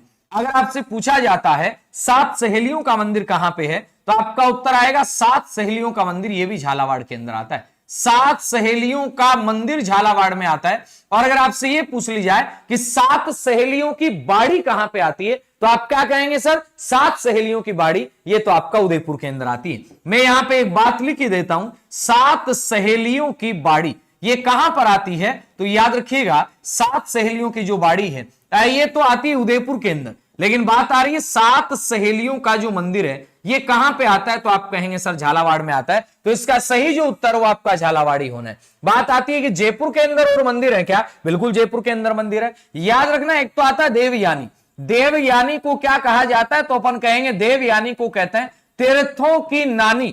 तीर्थों का मामा किसे कहा जाता है, याद रखिएगा, तीर्थों का मामा कहा जाता है पुष्कर को। तीर्थों का मामा कहते हैं पुष्कर को, तीर्थों का मामा कहा जाता है पुष्कर को, लेकिन तीर्थों की नानी किसे कहते हैं, देवयानी को। और देवयानी है कहां पे, सामर के अंदर है, याद रखना। आगे फिर बात आती है, तीर्थों की नानी से कहा जाता है जयपुर के अंदर आपका शीला माता का मंदिर आता है। भाई आपसे पूछा जाए शीला माता का मंदिर कहां पे, आप कहेंगे सर जयपुर के अंदर आता है। इसके बाद में आपसे पूछा जाए गणेश मंदिर कहां पे आता है, आपका गणेश डूंगरी वाला मंदिर, यह भी आपका जयपुर के अंदर आता है। इसके बाद में आपसे पूछे जगत शिरोमणि मंदिर कहां पे आता है, यह भी आपका जगत शिरोमणि मंदिर भी जयपुर में आता है। इसके बाद में आपसे पूछा जाए नकटी माता का मंदिर कहां पे आता है, तो आपका उत्तर आएगा सर नकटी माता का मंदिर भी जयपुर में आता है। फिर आपसे पूछा जाए जमुआई माता का मंदिर कहां पे आता है, सर क्या बात कर रहे हो, इतने मंदिर जयपुर के अंदर हैं क्या, बिल्कुल। हम बात जब मंदिर की चल पड़ी जयपुर की तो बात पूरी कर लेते हैं। आपसे पूछा जाए आपका जमुआई माता का मंदिर, वीर हनुमान जी का मंदिर सामोद के अंदर आता है, ये भी आपका कहां पे आता है, तो आप कहेंगे सर ये भी जयपुर के अंदर ही आता है। अब वीर हनुमान जी का मंदिर सामोद जयपुर में आता है। सालासर वाला मंदिर कहां पे, तो आप कहेंगे सर सालासर वाला चूरू के अंदर आता है। मेहंदीपुर वाला कहां पे आता है, दौसा के अंदर आता है। पांडुपोल मंदिर कहां पे आता है, कमेंट करके बता दीजिएगा। यहां बात आती है तो कंसुआ का मंदिर, याद रखिएगा कि कंसुआ का मंदिर कहां पे है, आप कहेंगे सर कंसुआ का मंदिर कोटा में आता है। इसके बाद में फिर प्रश्न बना कि कंसुआ का मंदिर कोटा में आता है, तो आपके विभीषण जी का मंदिर, ध्यान देना मैं क्या कह रहा हूं, विभीषण जी का मंदिर ये भी कहां पे आता है, आप कहेंगे कोटा में आता है। याद रखिएगा गेपरनाथ का मंदिर, गेपरनाथ महादेव का मंदिर, गेपरनाथ महादेव का मंदिर ये भी कहां पे आता है, कोटा में आता है। और इसके बाद में एक बात और याद रख लेना कि चार चोमा का मंदिर, चार चोमा शिवालय जो आता है ये भी कहां पे आता है, तो आप कहेंगे सर ये भी कोटा के अंदर आता है। बारह की बात आती है तो याद रख लेना भंड देवरा का शिव मंदिर, भंड देवरा का मंदिर ये कहां पे आता है, बारह के अंदर आता है। इसके बाद में एक मंदिर और आता है बारह के अंदर जिसे कहते हैं ब्रह्माणी माता का मंदिर। ध्यान देना ब्रह्माणी माता ये है कहां पे, ये सोरसेन के अंदर है। बाकी सारे की सारी देवताओं की पूजा होती है आगे से, लेकिन ब्रह्माणी माता की पूजा की बात करते हैं तो याद रखना इसकी पीठ की पूजा होती है। ये दोनों के दोनों मंदिर कहां पे आते हैं, तो आप कहेंगे सर ये दोनों के दोनों 9 मंदिर 12 के अंदर आते हैं। प्रश्न क्या पूछा गया था, राजस्थान का पहला तिथि, सर तिथि की बात आ रही है, बिल्कुल तिथि की बात आ रही है, 689 ईस्वी इसके ऊपर तिथि लिखी हुई है और ये राजस्थान का पहला आपका तिथि युक्त मंदिर आता है। बात फिर आती है कि शीतलेश्वर जो मंदिर है ये कैसा मंदिर आता है, तो ध्यान देना गुप्तोत्तर काल का मंदिर है, गुप्तोत्तर काल का मंदिर है, गुप्तोत्तर काल का मंदिर या गुप्तोत्तर कालीन मंदिर है कौन सा, तो आपका उत्तर आएगा शीतलेश्वर महादेव का मंदिर है, कहां पे, झालरापाटन झालावाड़ के अंदर आ जाता है। इसके बाद में फिर आगे चलते हैं, ओसिया के जैन मंदिर कौन से जिले में। अब ये प्रश्न तो क्या ही बताएं आपको, ओसिया के जैन मंदिर क्या बीकानेर के अंदर आते हैं क्या, नहीं आते सर। बीकानेर के अंदर बात करते हैं तो एक तो बीकानेर में आता है करनी माता का मंदिर, आप कहेंगे करनी माता का मंदिर आता है, बिल्कुल आता है।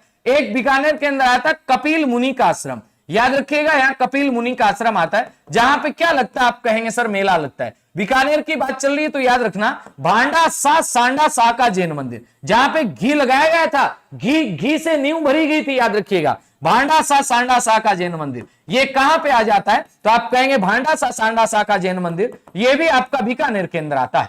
इसके बाद में इस भांडा सा सांडा सा के जैन मंदिर के बारे में याद रख लेना कि इसकी नींव में घी का प्रयोग किया गया था। नींव में किसका प्रयोग किया गया, तो आप कहेंगे नींव के अंदर घी का प्रयोग इसके अंदर किया गया था। आगे फिर बात आती है सर जोधपुर में कौन कौन से मंदिर हैं, अरे जोधपुर की तो क्या ही बात करोगे, बहुत सारे। प्रश्न बनता है कि महामंदिर कहां पे आता है, याद रखना जोधपुर के अंदर आता है। रावण का मंदिर कहां पे आता है, रावण के मंदिर की बात आ रही है तो भी आपका जोधपुर में आता है। प्रश्न बनता है 33 करोड़ देवी देवताओं की साल कहां पे है, 33 करोड़ देवी देवताओं का मंदिर, तो भी आप कहेंगे 33 करोड़ देवी देवता जो हैं इनका मंदिर भी आपका यहां पे आता है। इसके बाद में फिर प्रश्न बनता है 33 करोड़ देवी देवताओं के बाद में ज्वालामुखी मंदिर, सर ये कौन सा मंदिर आ गया, भाई साहब कोई ना कोई मंदिर तो है, ज्वालामुखी मंदिर है, ये भी आपका कहां पे आता है, तो आप कहेंगे ये भी यहीं पे आता है। आगे फिर बात आती है जोधपुर के अंदर इतने मंदिर हो गए तो क्या सर जालोर के अंदर भी कोई मंदिर है क्या, सर जालोर के अंदर भी मंदिर है। याद रखिएगा सीरे मंदिर कहां पे आता है, ध्यान देना बड़ा ही महत्वपूर्ण मंदिर है, सीरे मंदिर जालोर के अंदर आता है। और आपसे पूछा जाए महोदरी माता का मंदिर, महोदरी माता का जो मंदिर है ये भी कहां पे आता है, जालोर के अंदर आता है। बात यहां पे पाली के मंदिरों की हो रही है साहब, तो ध्यान देना पाली के अंदर एक तो आता है आपका कौन सा मंदिर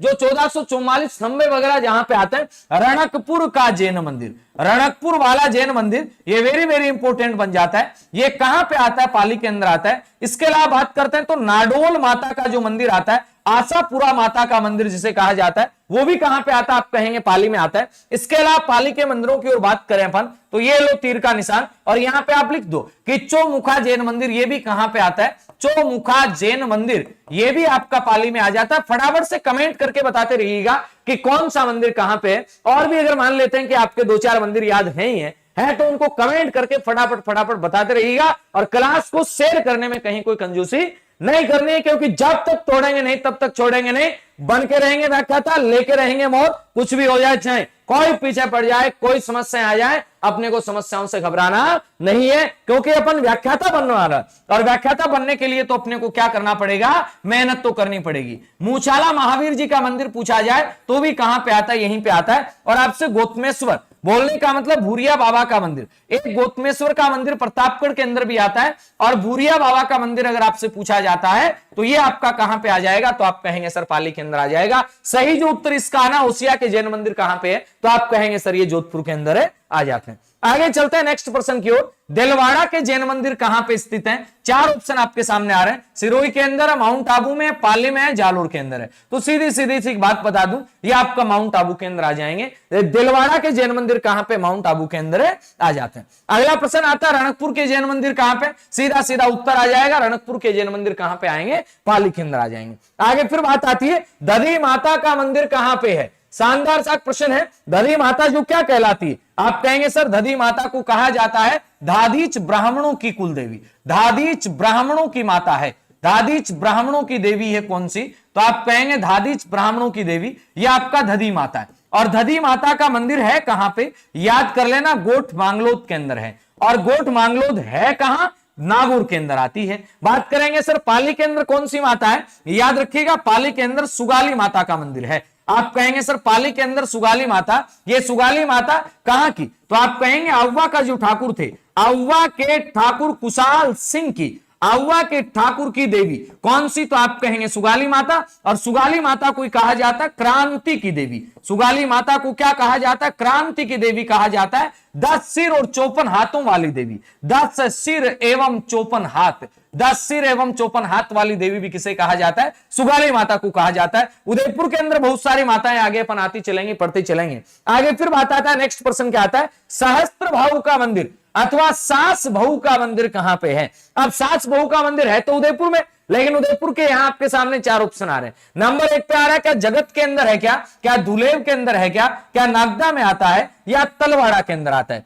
देखिएगा जगत शिरोमणि जो मंदिर है वो तो अलग आता है, और एक जगत में अंबिका का मंदिर है ये आपका अलग आता है। यहां पे बात आ रही है क्या है, सास बहू का मंदिर यही है क्या, नहीं। सास बहू का मंदिर कहां पे, तो आप कहेंगे सर उदयपुर के अंदर ही है, लेकिन उदयपुर में आपसे पूछा जाए तो कहां पे, नागदा के अंदर आता है। सास बहू का मंदिर उदयपुर के नागदा में आता है। और अगर आपसे उदयपुर के ही पूछे जाएं तो ध्यान देना, आपसे पूछा जा सकता है एकलिंग जी का मंदिर कहां पे है। एकलिंग जी का मंदिर कहां, तो आपका उत्तर आएगा उदयपुर के अंदर एकलिंग जी का मंदिर। और एकलिंग जी के मंदिर के बाद में फिर पूछा जाए अंबिका माता का मंदिर कहां है, अंबिका माता का मंदिर, तो याद रखिएगा अंबिका माता का मंदिर यह भी आपके उदयपुर के अंदर है। और इसे क्या कहा जाता है, इसे कहा जाता है मेवाड़ का खजुराहो। इसे क्या कहा जाता है, तो आप कहेंगे इसे मेवाड़ का खजुराहो कहा जाता है। यहां एक प्रश्न और लिख देता हूं मैं, हाड़ौती का खजुराहो किसे कहा जाता है, हाड़ौती का खजुराहो। तो ध्यान देना, हाड़ौती का खजुराहो भंड देवरा के शिव मंदिर को कहा जाता है। हाड़ौती का खजुराहो ये किसे कहा जाता है, तो ध्यान देना इस बात के ऊपर, हाड़ौती का खजुराहो कहा जाता है भंड देवरा के शिव मंदिर को। लेकिन फिर मैं आपसे पूछूं भंड देवरा का शिव मंदिर है कहां पर, तो आप कहेंगे सर अब हाड़ौती के खजुराहो की बात हो रही है तो 12 में ही होगा, हो तो कहां पे होगा। चले अगले प्रश्न की ओर चलते हैं। अगला प्रश्न आपके सामने आता है, करणी माता का मंदिर कहां स्थित है जो सफेद चुभों के लिए जाना जाता है। करणी माता, बिल्कुल करणी माता के बारे में तो क्या लिखें, देशनौ, चावंड, सांबर, भैंसलाना। तो यहां पे सीधा सीधा उत्तर आ जाएगा कि करणी माता का मंदिर जो सफेद चुभों के लिए जाना जाता है, क्या भैंसलाना में जाना जाता है क्या, नहीं सर, भैंसलाना जयपुर के अंदर है। और ये तो जाना ही जाता है किसके लिए, काले संगमरमर के लिए जाना जाता है। काला संगमरमर कहां पे होता है, ये भैंसलाना में होता है। सांबर की बात आती तो याद कर लेना, राजस्थान के अंदर, राजस्थान के अंदर सबसे बड़ी, राजस्थान की सबसे बड़ी खारे पानी की जो झील आती है वो कौन सी आती, तो आप कहेंगे खारे पानी की झीलों के अंदर एक झील आती जिसका नाम आता है सांबर झील। कौन सी झील, सांबर झील। चावंड, चावंड की बात करते हैं तो आप कहेंगे सर चावंड तो चित्रशैली है जो महाराणा प्रताप की राजधानी भी रही थी। है कहां पे, महाराणा प्रताप की राजधानी रही थी, कौन सी, तो आप कहेंगे चावंड।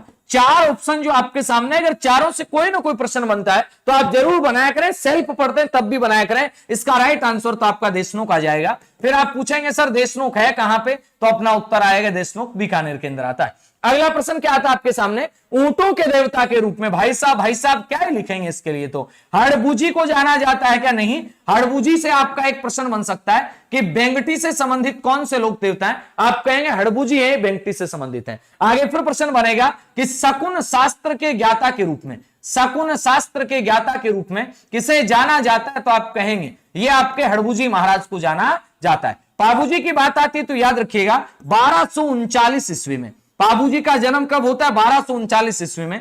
होता कहां पे, तो याद रखिएगा कोलूमंड में होता है। और कोलूमंड है कहां पे, जोधपुर के अंदर आता है। याद रखिएगा पाबूजी को कहा जाता है ऊंटों का देवता, पाबूजी को कहते हैं ऊंटों का देवता। बात आती है पाबूजी को कहा जाता है प्लेग रक्षक, पाबूजी को क्या कहा जाता है, प्लेग रक्षक कहा जाता है, ऊंटों का देवता कहा जाता है। और मेन बात याद रखिएगा इनकी जो जाति है वो कौन सी, तो आप कहेंगे आपका राय का जो जाति है ये आपकी ऊंट पालक जाति है, और ये इनको अपना आराध्य देव मानती है, किसे, पाबूजी राठौड़ को। इसके बाद में फिर प्रश्न बनेगा कि पाबूजी राठौड़ का जो बहनोई था ये कौन था, तो आप कहेंगे जिंदराव खींची था। कौन था, जिंदराव खींची इनका बहनोई था। और पाबूजी की घोड़ी का क्या नाम था, ध्यान दे लेना, पाबूजी की जो घोड़ी है इस घोड़ी का नाम आता है केसर कालमी। और ये जो केसर कालमी घोड़ी है ये पाबूजी को दी किसने थी, जो बाईं ओर झुकी हुई पाक के लिए जानी जाती है। यानी पाबूजी की जो घोड़ी केसर कालमी है ये बाईं ओर झुकी पाक के लिए जानी जाती है। अब बाबूजी को केसर काल में घोड़ी दी किसने थी, ये आपको कमेंट करके फटाफट बताना है। इनके बहनों का नाम जिनराव खिंची था और उसी से युद्ध लड़ते हुए फिर इनकी क्या हो जाती है, वीरगति को प्राप्त हो जाते हैं। गोगाजी की बात आती तो बाबूजी की पत्नी का क्या नाम था, बता दीजिएगा मुझे। बाबूजी, बाबू प्यार दे प्यार दे प्यार दे, याद रखना सुप्यार दे। बाबूजी की पत्नी का नाम क्या था, तो आप कहेंगे बाबूजी की पत्नी जो थी इसका नाम था सुप्यार दे। बात आती है गोगाजी। गोगाजी जो है आपके चौहान वंश के अंदर जन्म लेते हैं और गोगाजी को क्या कहा जाता है, आप कहेंगे गोगाजी को कहा जाता है सर्पों का देवता। और जब भी किसी व्यक्ति को सर्पदंश कर लेता है तो कहां पे जाते हैं, गोगाजी के थान पे जाते हैं, हीरामल जी के थान पे जाते हैं, तेजाजी के थान पे जाते हैं।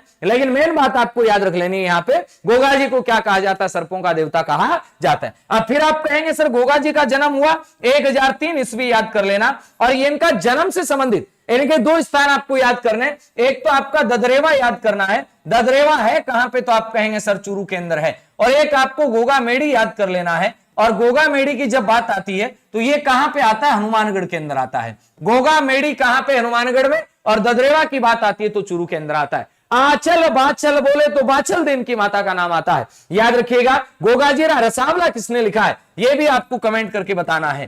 गोगाजीरा रसावला ये किसने लिखा है, तो बता फटाफट कमेंट करके बता दीजिएगा। तेजाजी की बात आती है तो तेजाजी के बारे में तो क्या लिखना है, तेजाजी के बारे में बहुत सारी बातें आती हैं। तेजा दशमी कब आती है, भाद्रपद शुक्ल पक्ष की दशमी को आती है। कौन सी दशमी, तो आप कहेंगे तेजा दशमी आती है। तेजाजी को सर्पदंश कहां हुआ था और तेजाजी के अंत में मृत्यु कहां हुई थी, वीरगति को कहां प्राप्त हुई थी, याद करना मेरी बात। तेजाजी की जन्म स्थली कहां पे आती है, याद कर लेना, जगह नहीं बच रही थोड़ी। तेजाजी की जन्म स्थली खरनाल के अंदर आती है, जबकि अगर इनकी कर्म स्थली पूछी जाए तो बांसी दुगारी के अंदर आती है। और बांसी दुगारी आता कहां पे, तो आप कहेंगे सर बांसी दुगारी बूंदी में आता है। सुरसरा इनसे जुड़ा हुआ है, परबत्सर इनसे जुड़ा हुआ है, भावता इनसे जुड़ा हुआ है, सेंदरिया इनसे जुड़ा हुआ है, सारा का सारा तेजाजी से जुड़ा हुआ। कौन सी गुजरी की गाय बचानी थी, तो याद कर लीजिएगा लाछा गुजरी की गाय इनको बचानी थी। आगे आता है सर्प के लोक देवता के रूप में किसे जाना जाता है, तो आपका उत्तर यहां पे क्या बन जाएगा, सर्प का लोक देवता क्या गोगाजी को कहा जाता है, क्या तेजाजी को कहा जाता है। सर तेजाजी को तो कृषि कार्यों का उपकारक देवता कहा जाता है।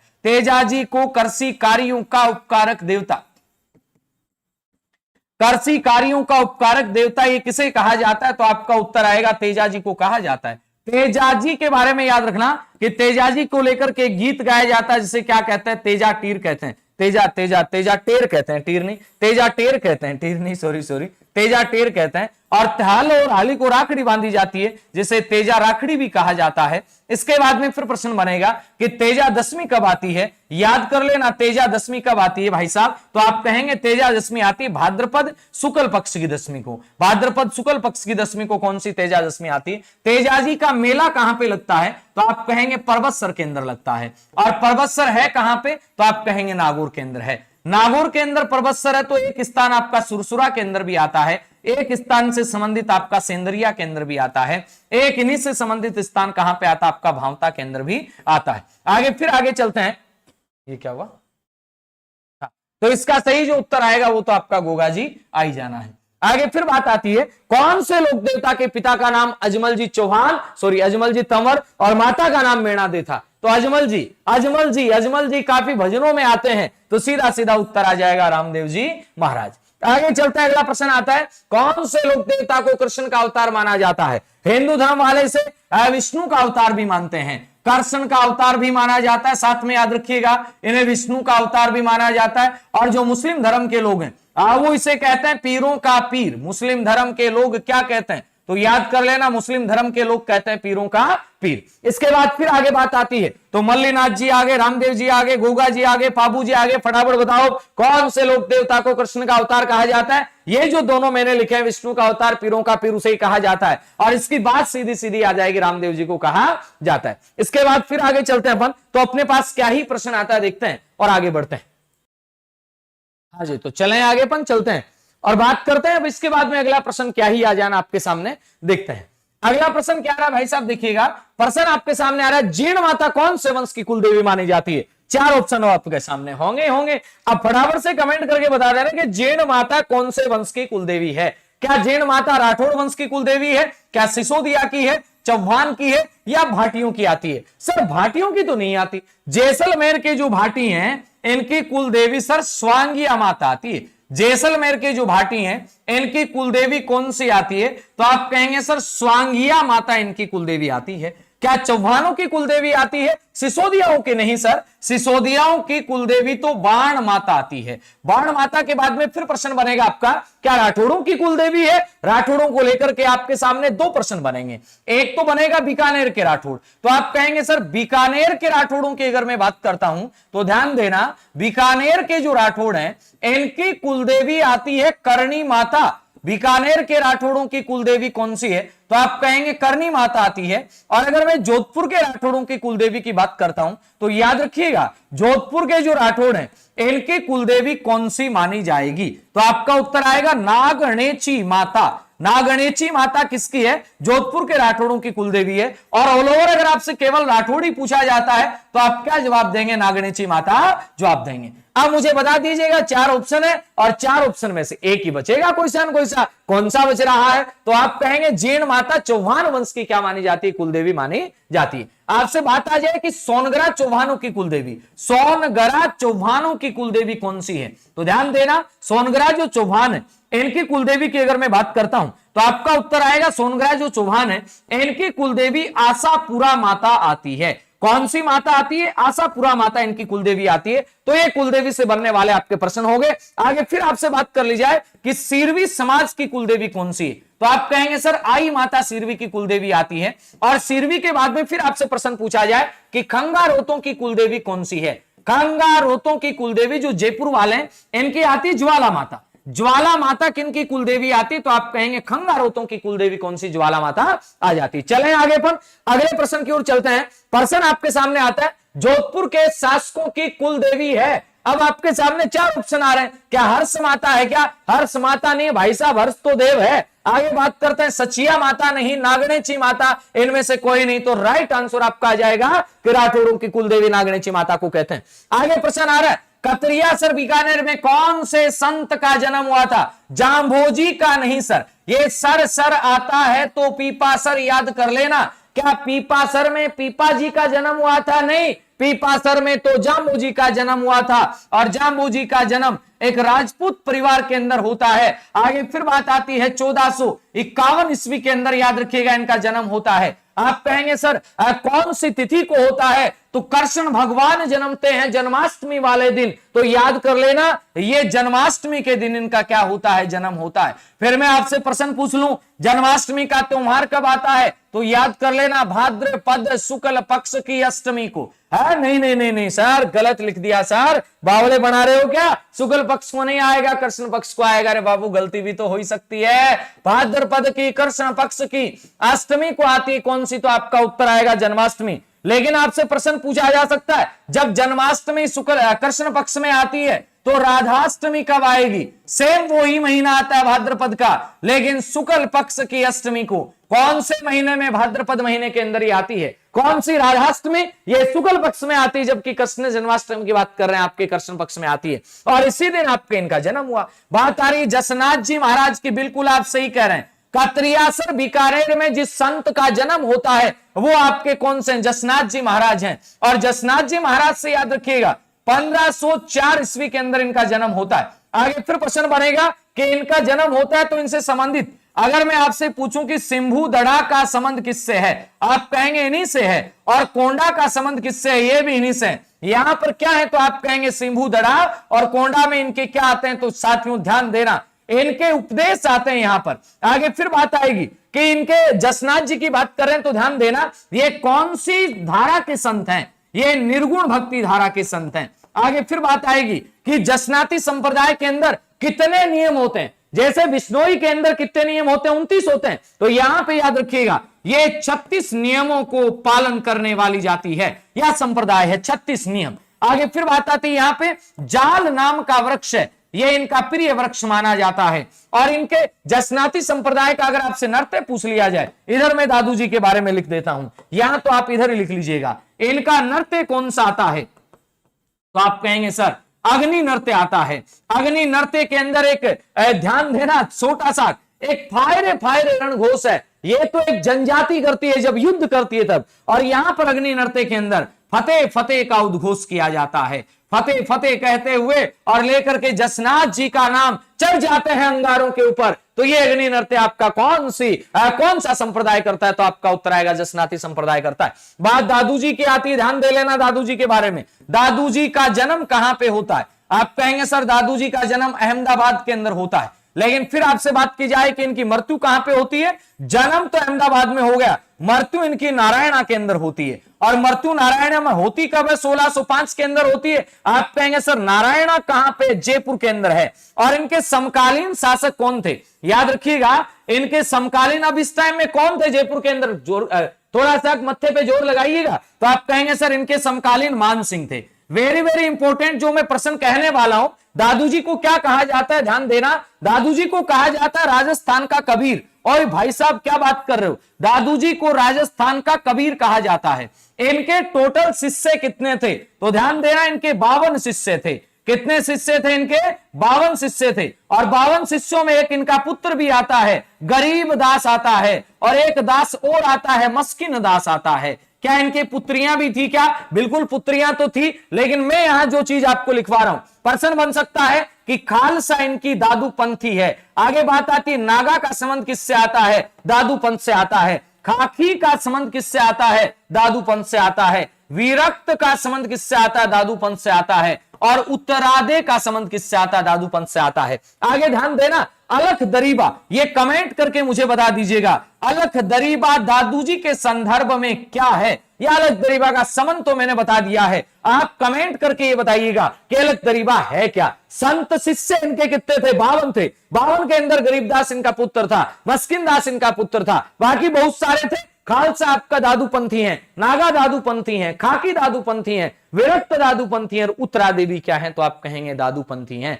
दादू का जन्म कहां पे होता है? आप कहेंगे अहमदाबाद के अंदर। दादू की मृत्यु कहां पे होती है? नारायणा के अंदर। और दादू की प्रधान जो पीठ आती है, तो आपसे प्रश्न बनेगा दादू संप्रदाय की प्रधान जो पीठ आती है, ये भी कहां पे आती है? नारायणा के अंदर ही आती है। आगे फिर बात आती है बिश्नोई संप्रदाय के संस्थापक कौन थे? बिश्नोई बोले तो कितने नियम हो गए? 20 प्लस में 9 नियम हो गए भाई साहब। ये हो गया बिश्नोई। बिश्नोई के जाम्बू जी, जसनाथ जी, दादू जी, रामचरण जी, तो जाम्बू जी आएंगे ना। और जाम्बू जी का जन्म अभी आपको बताया था, ये कहां पे होता है? पीपासर के अंदर होता है। बात आती है कि पीपासर है कहां पे? तो ध्यान दे लेना, नागौर के अंदर आता है पीपासर। जाम्भोजी ने कितने नियमों की बात की? 29 नियमों की ये बात करते हैं। बात आती है इनकी शब्द वाणी कितने हैं? तो आप कहेंगे 120 हैं। बात फिर आती है इनकी मृत्यु कहां पे होती है? ध्यान दे लेना मेरी बात के ऊपर। इनकी मृत्यु की बात आती है तो मुकाम ताल के अंदर होती है। आप कहेंगे मुकाम ताल है कहां पे सर? ये बीकानेर के अंदर आ जाता है।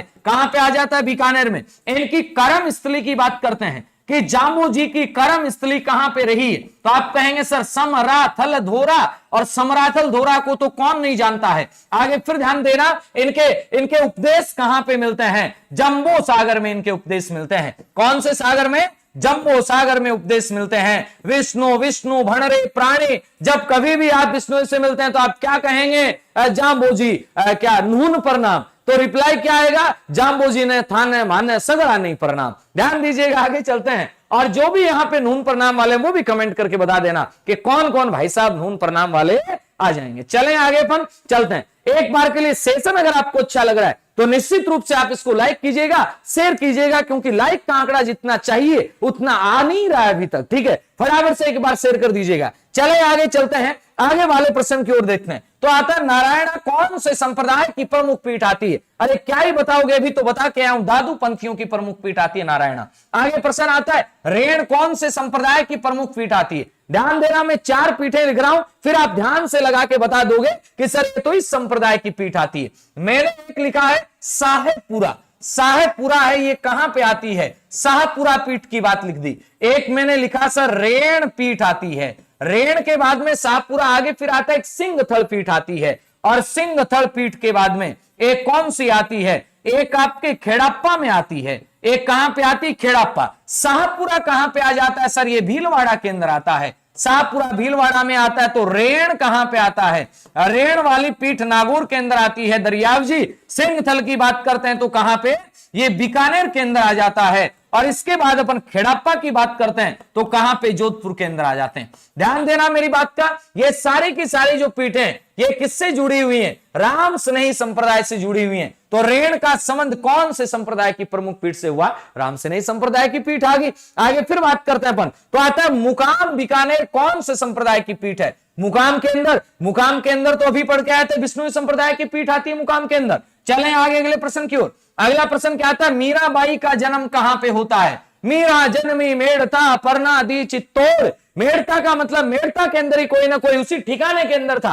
ध्यान दीजिएगा, मीराबाई का ऋण में जन्म होता नहीं होता, शाहपुरा में नहीं होता, कुड़की में नहीं होता, चित्तौड़ में नहीं होता, होता कहां पे, कुड़की के अंदर ही होता है। और कुड़की की बात करें कहां पे आती है कुड़की, हाल फिलहाल ये पाली के अंदर आती है, लेकिन उस टाइम कहां, ये मेड़ता जागीर के अंदर था। आगे फिर बात आती है मीराबाई, ध्यान देना भाई साहब, ये सगुण भक्त वाली पहला वेरी वेरी इंपॉर्टेंट प्रश्न। इनका जन्म कब होता है, 1498 ईस्वी के अंदर होता है। इनके दादा का नाम क्या था, रावदूदा। इनके दादा का नाम था रावदूदा, दादा की बड़ी लाडली पोती थी। आगे फिर बात आते हैं इनके पिता का क्या नाम था, इनके पिता का नाम था रतन सिंह। बात आती है इनकी शादी कहां पे होती है, ध्यान देना, इनकी शादी हो जाती है मेवाड़ के अंदर, और मेवाड़ में इनकी शादी होती है सांगा के बेटे भोजराज के साथ में। सांगा के बेटे भोजराज के साथ में प्रकृति को कुछ और ही मंजूर था, और ये क्या हो जाती हैं, तो आप कहेंगे विधवा हो जाती हैं। यहां से फिर ये दर दर की ठोकरें खाती हुई बड़ा परेशान होना पड़ता है। तभी तो मीरा कहती है मेरो तो गिरधर गोपाल दूसरो ना कोई। और यहां से जाते जाते अगर आपसे ये पूछ लिया जाए कि इनका अंतिम समय कहां पे गुजरता है, ध्यान देना, अगर आपसे पूछा जाए कि मीराबाई का अंतिम समय कहां पे गुजरता है, तो आप कहेंगे सर इनका अंतिम समय द्वारिका के अंदर गुजरता है। और ऐसा माना जाता है कि द्वारिका के अंदर लास्ट के अंदर रणछोड़ जी की मूर्ति के अंदर समाहित हो गई थी। कौन, मीराबाई। बोलिए भगत और भगवान की जय हो। ध्यान दे लीजिएगा, प्रश्न फिर बनेगा, मीराबाई को क्या कहा जाता है सर, मीराबाई को सर राजस्थान की राधा कहते हैं। राजस्थान की राधा, कृष्ण की अनन्या भक्त थी, इसीलिए राजस्थान की राधा कहा जाता है। लेकिन आपसे ये पूछा जाए गवरी को क्या कहते हैं, वागड़ की मीरा। भाई मीरा भी तो किसे कहा जाता होगा, गवरी को कहा जाता है वागड़ की मीरा। ध्यान देना, वागड़ की मीरा किसे कहते हैं, तो आप कहेंगे गवरी को कहा जाता है राजस्थान की दूसरी मीरा। ये किसे कहा जाता है, तो आप कहेंगे सर राणा बाई को राजस्थान की दूसरी मीरा कहा जाता है। इसके बाद में फिर बात आती है कि इन्होंने कौन कौन से ग्रंथ लिखे थे। एक इन्होंने लिखा मेहतारी हुंडी, इसके बाद में इन्होंने लिखा टीका गोविंद। टीका गोविंद किसने लिखा, तो आप कहेंगे मीराबाई ने लिखा था। इसके बाद में एक इन्होंने रुक्मणी मंगल लिखा था। कौन सा मंगल लिखा था भाई साहब, तो ध्यान देना, रुक्मणी मंगल भी किसका है, तो आप कहेंगे मीराबाई का ही आता है। इसके बाद में एक इन्होंने ग्रंथ लिखा था जिसका नाम आता है मीरा की गरीबी। किसकी गरीबी, मीरा की गरीबी। एक आता है मीरा की पदावलियां, मीरा की पदावली, ये भी किसका है, तो आप कहेंगे सर मीरा की पदावली भी मीरा जी का है। लेकिन मीरा जी के साथ में याद रखिएगा यहाँ पे खाती, कौन सा खाती था सर, वो रत्ना खाती था। और रत्ना खाती ने एक लिखा नरसी जीरो मायरो। किसका मायरा, नरसी जीरो मायरो। ये किसका लेखा, तो आप कहेंगे नरसी जीरो मायरो। मायरी नहीं रहे मायरो, तेरे भी क्या हो गया है, तू भी हैंग होने लग गया क्या। नरसी जीरो मायरो किसका है, रत्ना खाती का है। कौन सी भाषा में लिखा गया था सर, ये ब्रज भाषा के अंदर लिखा गया था। कौन सी भाषा में, ब्रज भाषा के अंदर। आगे फिर बात करते हैं तो अपने पास आता है पीपाजी का जन्म कहां पे होता है। चार ऑप्शन आपके सामने आ रहे हैं। क्या पीपाजी का जन्म गागरून के अंदर होता है, क्या शाहपुरा में होता है, मांडलगढ़ में होता है, फतेहाबाद के अंदर होता है। पीपाजी के जन्म की बात आ रही है, अब पीपासर में तो होता नहीं है। पीपासर में तो सर किसका होता है, जामूजी का होता है। तो भाई साहब सुन लेना, पीपाजी का जन्म कहां पे होता है, गागरोन के अंदर होता है। सर वही गागरोन क्या जो काली सिंध और आहू नदियों के संगम पर बना हुआ है। हाँ बच्चा, वही गागरोन काली सिंध व आहू नदियों के संगम पे कौन सा बना है, तो आप कहेंगे आहू नदियों के संगम पर। और गागरोन आहू नदियों के संगम पर कौन सा बना हुआ है, तो आप कहेंगे सर काली सिंध और आहू नदियों के संगम पर गागरोन का दुर्ग बना हुआ है। आगे फिर बात आती है कि पीपाजी कैसे संत थे। ध्यान दे लेना, बड़ी इंपॉर्टेंट बात है। पीपाजी निर्गुण भक्ति धारा के संत थे और पीपाजी स्पेशल वैष्णव की बात किया करते थे।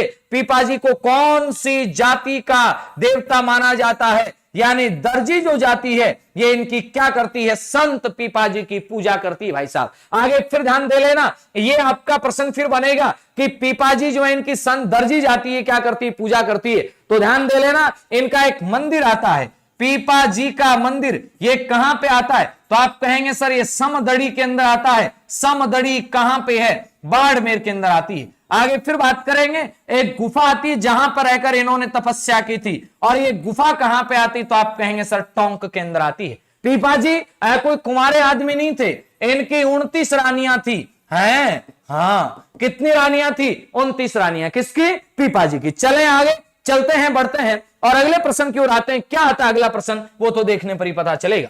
प्रश्न आता है मरु उत्सव का आयोजन कहां पे किया जाता है, क्या जोधपुर में, क्या जैसलमेर में, क्या नागौर में, या बाड़मेर में। बाड़मेर में तो मैं आपको बता देता हूं थार महोत्सव का आयोजन होता है। कहां पे होता है थार महोत्सव का आयोजन, तो आपका उत्तर आएगा बाड़मेर के अंदर होता है। नागौर के अंदर बात करते हैं तो नागौर में याद कर लेना परबतसर का मेला लगता है, यहां पे तो परबतसर का मेला लगता है कहां पे, नागौर के अंदर। आप कहेंगे सर बलदेव पशु मेला भी कहां लगता है, बलदेव पशु मेला ये भी नागौर के अंदर ही लगता है। कौन सा, बलदेव पशु मेला। प्रश्न आता है चार भुजा का मेला, ये भी कहां पे लगता है, ये भी नागौर के अंदर ही लगता है। लेकिन मैं तो उत्सव की बात कर रहा हूं ना, आप कहां बात कर रहे हैं। सर जोधपुर के अंदर मारवाड़ महोत्सव मनाया जाता है। मारवाड़ महोत्सव कहां मनाया जाएगा, जोधपुर के अंदर मनाया जाएगा। ऑप्शन एक ही बचता है, जैसलमेर के अंदर कौन सा महोत्सव आ जाएगा, मरु महोत्सव मनाया जाएगा। आगे बात आ रही हाथी महोत्सव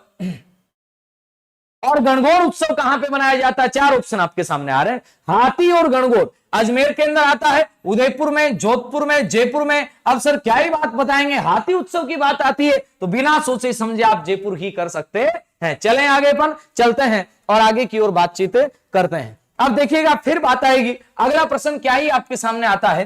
प्रश्न आ रहा है ग्रीष्मोत्सव कहां आयोजित किया जाता है। गर्मियों के अंदर मुझे बताओ कहां जाकर पढ़ोगे, गर्मियों में वहीं जाओगे ना जहां पे क्या होता है, तो आप कहेंगे सर गर्मी के अंदर तो वहीं जाओगे जहां पे क्या होता है, जहां पे हवा नहीं चले, हवा चले जहां पे वो आपका क्या है, तो आप कहेंगे गर्मी। कहने का मतलब माउंट आबू। चले आगे चलते हैं, थोड़ा सा मैं एक बार जलपान कर लेता हूं फिर अपन आगे चलते हैं, बढ़ते हैं। ओके चलते रहेगा, शेयर करते रहेगा, फटाफट फटाफट फटाफट। अब भाई साहब अगला प्रश्न फिर आपके सामने क्या आता है, चलिएगा देखते हैं अपन।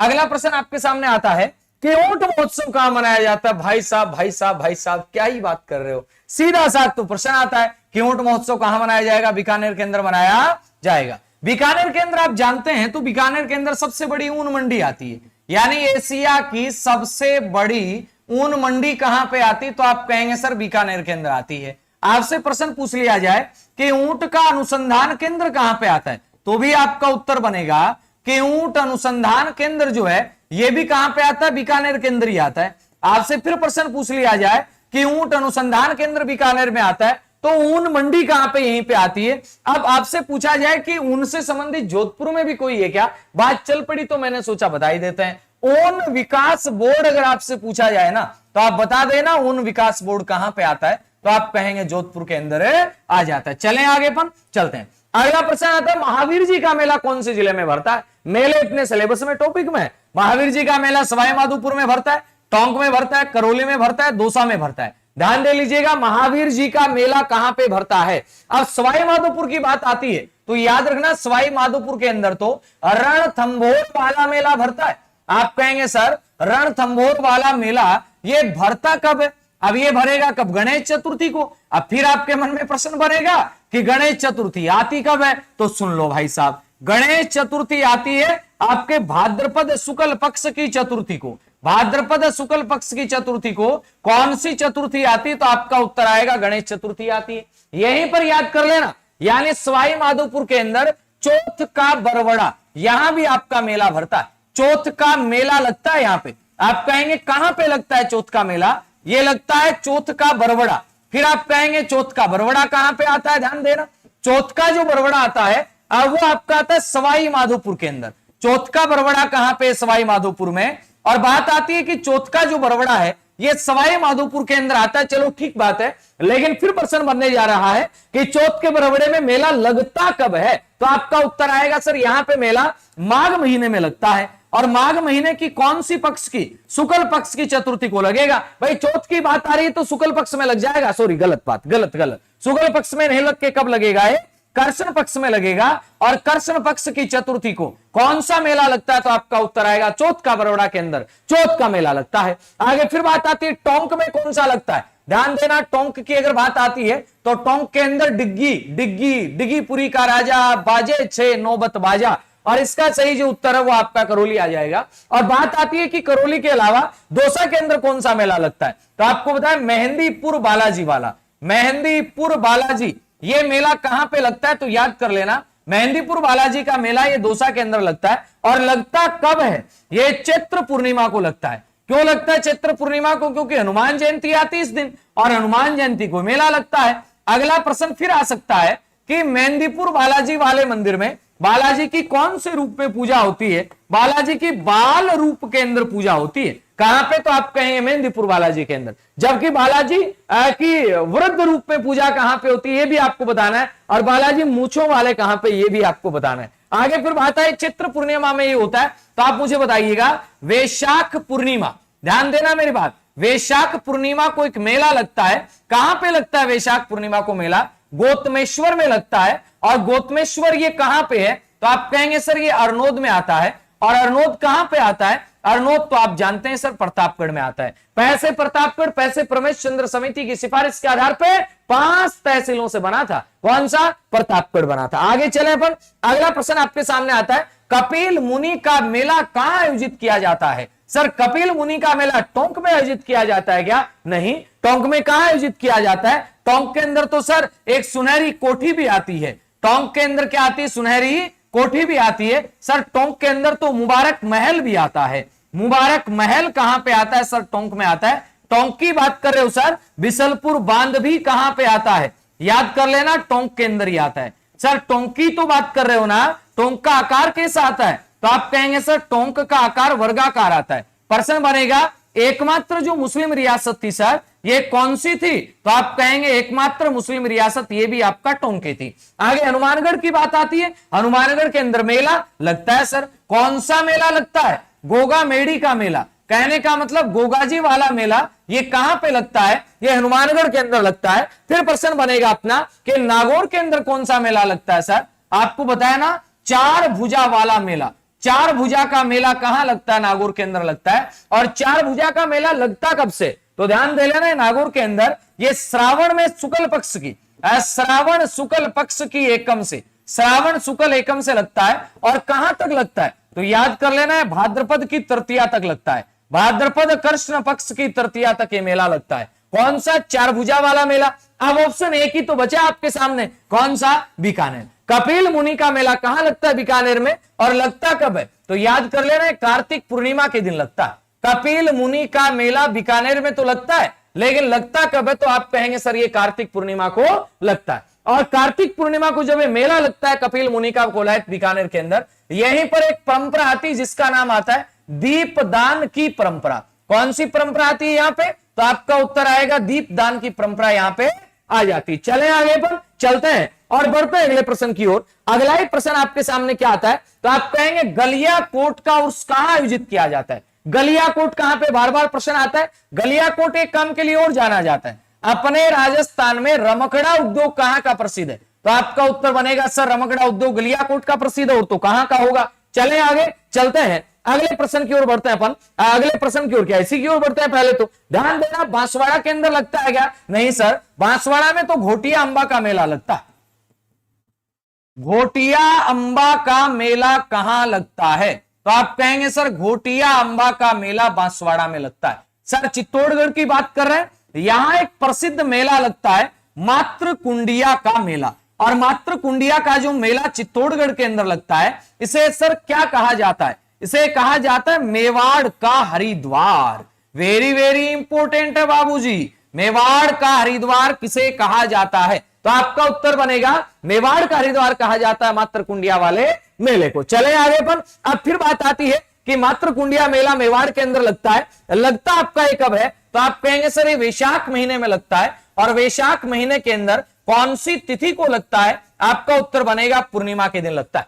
आगे बात आती है डूंगरपुर के अंदर, जी हां गलिया कोट का उर्स कहां लगता है? डूंगरपुर में। और ये कौन से मुस्लिम संत? तो याद रखना, संत सैयद फकरुद्दीन, संत सैयद फकरुद्दीन। ये कौन से संप्रदाय की महत्वपूर्ण पीठ है? तो आपका उत्तर आएगा दाऊदी बोहरा संप्रदाय की।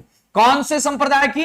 दाऊदी बोहरा संप्रदाय की पीठ आती है। आगे फिर ध्यान देना, इसे मजार ए फकरी भी कहा जाता है। इसे क्या कहा जाता है? इसे मजार ए फकरी भी कहा जाता है। आगे फिर प्रश्न बनेगा, ये मजार ए फकरी से कहते हैं कौन से महीने के अंदर यहां त्योहार होता है? मुहर्रम के महीने के अंदर यहां पर क्या होता है? तो आप कहेंगे त्योहार होता है। आगे फिर राजसमंद की बात आती है, तो राजसमंद में तो आप जानते हैं कि अन्नकूट महोत्सव, अन्नकूट महोत्सव या अन्नकूट मेला कहां पे? तो आपका उत्तर आ जाएगा राजसमंद के अंदर है।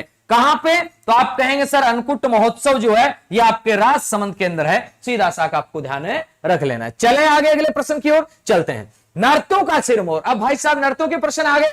नर्तों का सिरमौर किसे कहा जाता है? ध्यान दे लेना, नर्तों का सिरमौर जिसे भी कहा जाए उसे कहा जाता है, आपको तो एक नाम याद करना है, घूमर। घूमर को कहा जाता है नर्त्यों की आत्मा।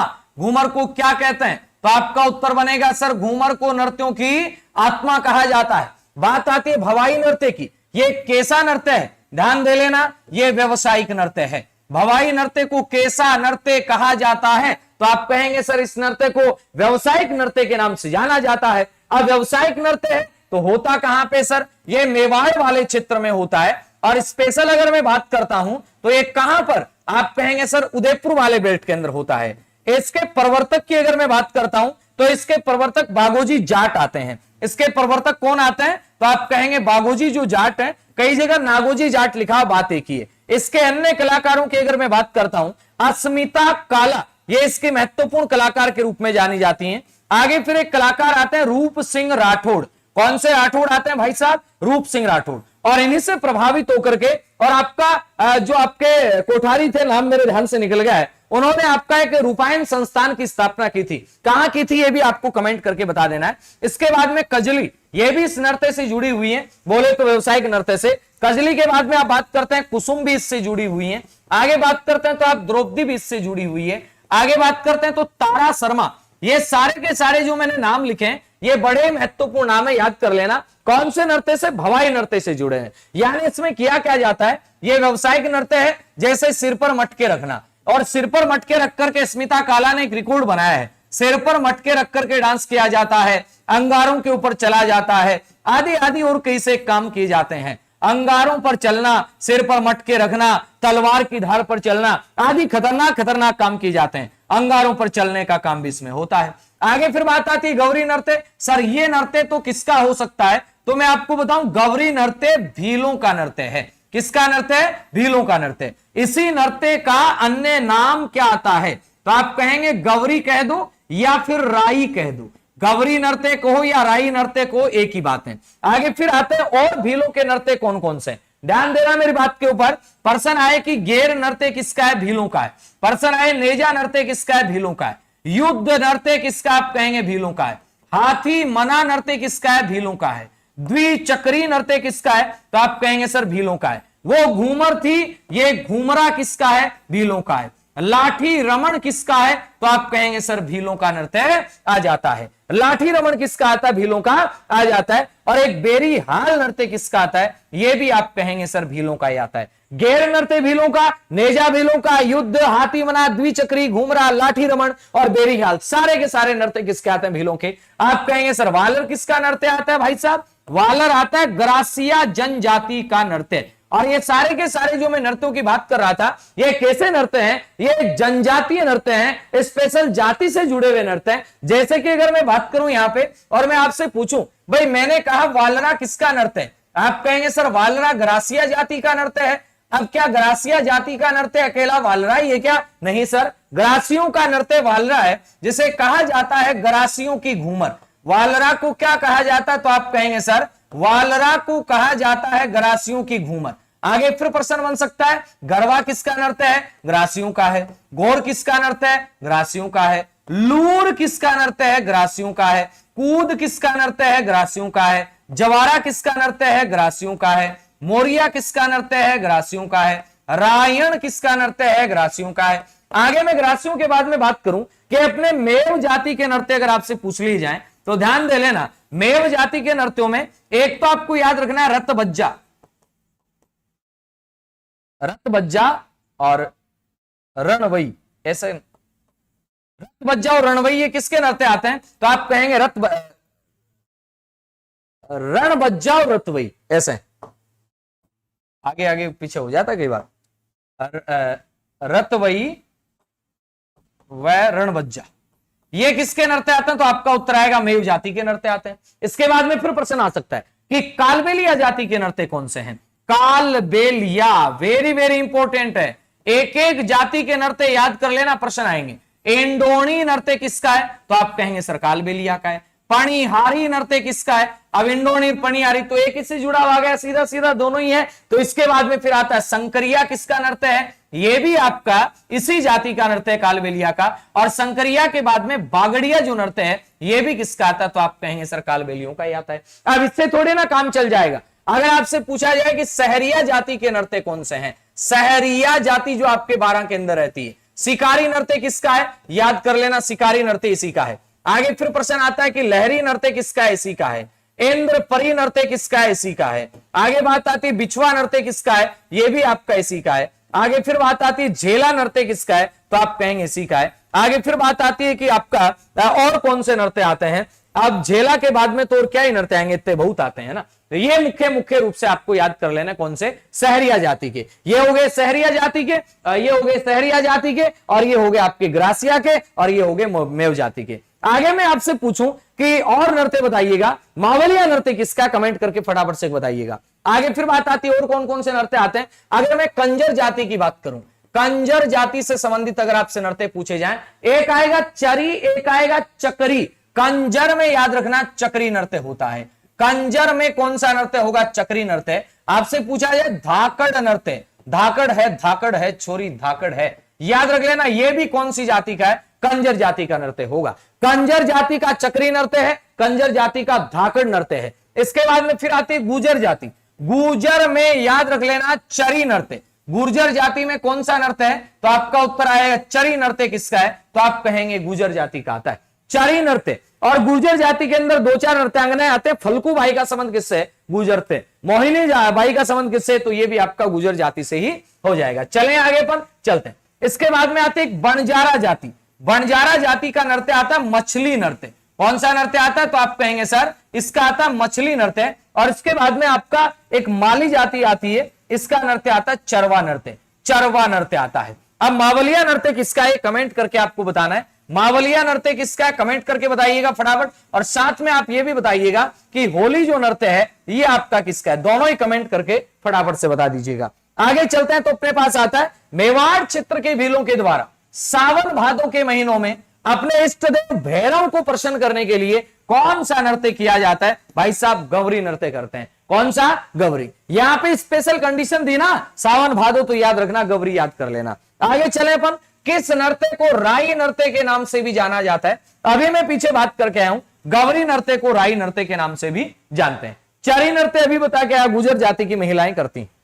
चले, मेवाड़ और बाड़मेर के भीलों द्वारा गेर नृत्य कब किया जाता? प्रश्न बन रहा है, मेवाड़ और बाड़मेर के भीलों द्वारा गेर। अब गेर नृत्य बात आई तो दीपावली पे तो किया नहीं जाना, गेर नृत्य कब किया जाएगा? होली के दूसरे दिन से लेकर के और 15 दिनों तक किया जाता है। कौन सा नृत्य? तो आपका उत्तर आएगा गेर नृत्य। चले आगे अपन, चलिएगा एक बार सेशन को आप लाइक करो यार, लाइक करो जितने भी साथी देख रहे हो, और लाइक करने के साथ साथ आपको क्या कर देना? तो आप कहेंगे शेयर भी कर देना है। ठीक है, चलते हैं आगे और बढ़ते हैं। चलिएगा अगले प्रश्न की ओर चलते हैं। प्रश्न क्या आता है अगला वो तो आप देख ही रहे हैं। प्रश्न आपके सामने इस प्रकार से आ रहा भाई साहब कि ग्रासीय जनजाति का प्रमुख नृत्य कौन सा है? 4 ऑप्शन आपके सामने आता है। क्या घुड़ला नृत्य है? क्या सर घुड़ला नृत्य काहे का ग्रासीय जनजाति का है? ये तो मारवाड़ का क्षेत्रीय नृत्य है। कौन सा? घुड़ला नृत्य किसका है? ये मारवाड़ का क्षेत्रीय नृत्य आ जाता है। कौन से नृत्य की बात कर रहे हैं? घुड़ला नृत्य की बात कर रहे हैं। लेकिन अभी अभी तो बता के आया था मैं आपको ग्रासीय जनजाति का, ग्रासियों की घूमर जिसे कहा जाता है वालर। और मजे की बात ये किसके द्वारा किया जाता है? ये पुरुषों के द्वारा किया जाता है। आगे वाला प्रश्न आता है कौन से नृत्य में?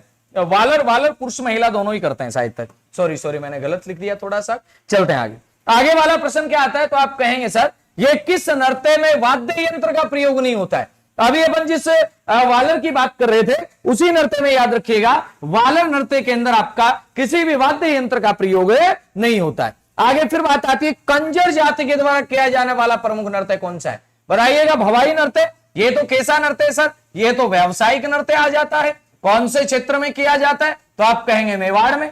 अग्नि नृत्य की बात आती है, ये आपके जसनाती संप्रदाय के लोग करते हैं। बम्ब नृत्य की बात आती है, ये पूर्वी राजस्थान का नृत्य आता है। कौन से जिले के अंदर किया जाता है, बम्ब रसिया रे बम्ब रसिया, याद कर लो, भरतपुर के अंदर किया जाता है। आगे बात आती है चक्री नृत्य, ये कंजर जाति का है। और चरी नृत्य किसका है, तो याद कर लेना, गुजर का है चरी नृत्य। कच्छी घोड़ी नृत्य कहां प्रचलित है, कच्छी घोड़ी मेवाड़ के अंदर नहीं, कच्छी घोड़ी मेवाड़ में कहां पे, क्या मारवाड़ में, शेखावाटी में, मेवात में? मेवात में तो नहीं है सर, मेवात में भी मैंने बताया कौन सा बम्ब नृत्य किया जाता है, मेवात के अंदर, याद रखिएगा। आगे बात आ रही है शेखावाटी में, तो सर गींदड़ नृत्य किया जाता है, शेखावाटी में चंग नृत्य किया जाता है, शेखावाटी में डफ नृत्य किया जाता है, शेखावाटी में लहूर नृत्य किया जाता है, शेखावाटी में जिंदाद नृत्य किया जाता है। और ये जो आपका कच्छी घोड़ी नृत्य है, याद कर लेना, ये पैटर्न बनाने के लिए जाना जाता है, पैटर्न बनाने के लिए प्रसिद्ध है।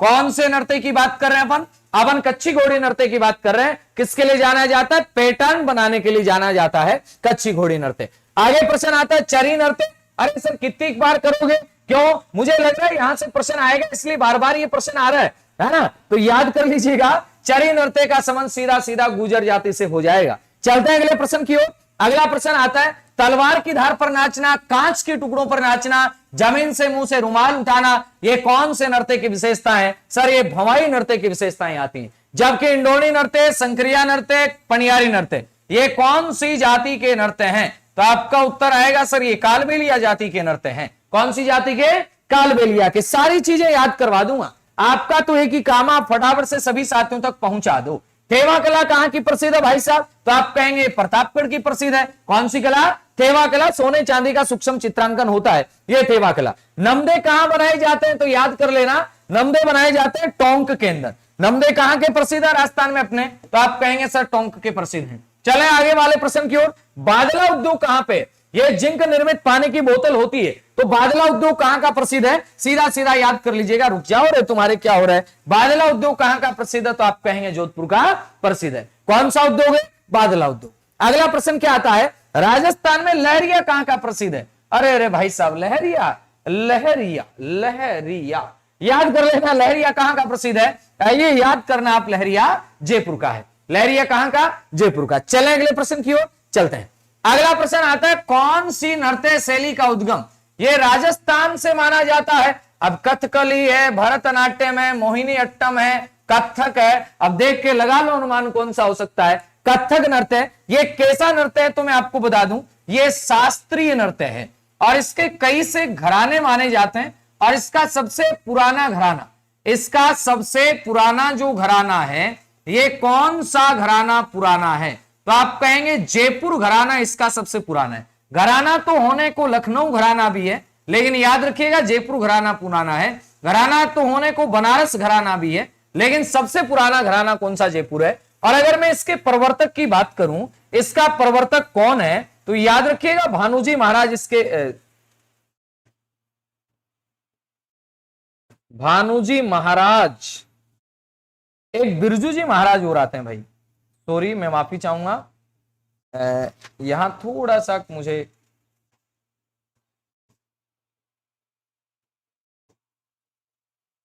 सॉरी, मुझे याद नहीं आ रहा कंफर्म रूप से भानुजी महाराज हैं कि बिरजू जी, अब नाम आगे पीछे हो गया तो हो ही गया, ये आप चेक कर लेना, यहां मैं स्टार लगा देता हूं, ठीक है।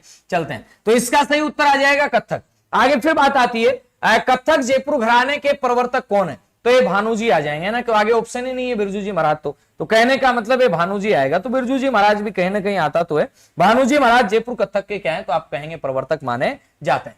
चार ऑप्शन आपके सामने आ रहा है, भानुजी, सुंदर प्रसाद जी या गौरी शंकर जी, कोई नहीं, तो क्या आएगा, कथक घराने के प्रवर्तक कौन है, भानुजी महाराज जी आ जाएंगे। चलें आगे अपन चलते हैं। अब जयपुर घराने की बात है, तो मैंने क्या बताया, घराने तो कई प्रकार के हैं, और ये जो कथक नृत्य है, ये आपके शुभ अवसरों पर किया जाता है, इसलिए इस नृत्य को क्या कहा जाता है, मंगलमुखी नृत्य के नाम से भी इसे जाना जाता है। कौन सा नृत्य? मंगलमुखी, सदा सुखी, तो याद कर लेना मंगलमुखी नृत्य है। कुरजा, मूमल, घुघरी, केवड़ा इत्यादि लोकगीत कौन से क्षेत्र से संबंधित हैं? कुरजाएं माने भंवर मिला दो, ये भाई कुरजा है, कौन से क्षेत्र से संबंधित हैं? याद करना, कुरजा, मूमल, घुघरी, केवड़ा इत्यादि लोकगीत कौन से क्षेत्र से संबंधित हैं? क्या मरुस्थल क्षेत्र है, मैदानी क्षेत्र है, पर्वतीय या फिर कोई नहीं? तो याद कर लेना सारे के सारे मरुस्थलों से जुड़े हुए हैं। आगे फिर बात आती है तो आप कहेंगे सर नृत्यों की बात चल रही तो नृत्य बता दीजिएगा। देखिएगा मैं आपको बताता हूं, यानी राजस्थान के अंदर कुछ एक नृत्य है, राजस्थान के अंदर कुछ एक नृत्य है। इन नृत्यों के बारे में मैं आपको बताऊं तो ध्यान दे लेना। अब जैसे यहां पे बात कर ली, क्या बात कर रहे हैं अपन? यहां पे प्रश्न नृत्यों की बात कर रहे हैं, लोकगीत की बात कर रहे हैं, नृत्यों की बात नहीं करके अपन लोकगीत की बात कर रहे हैं ना।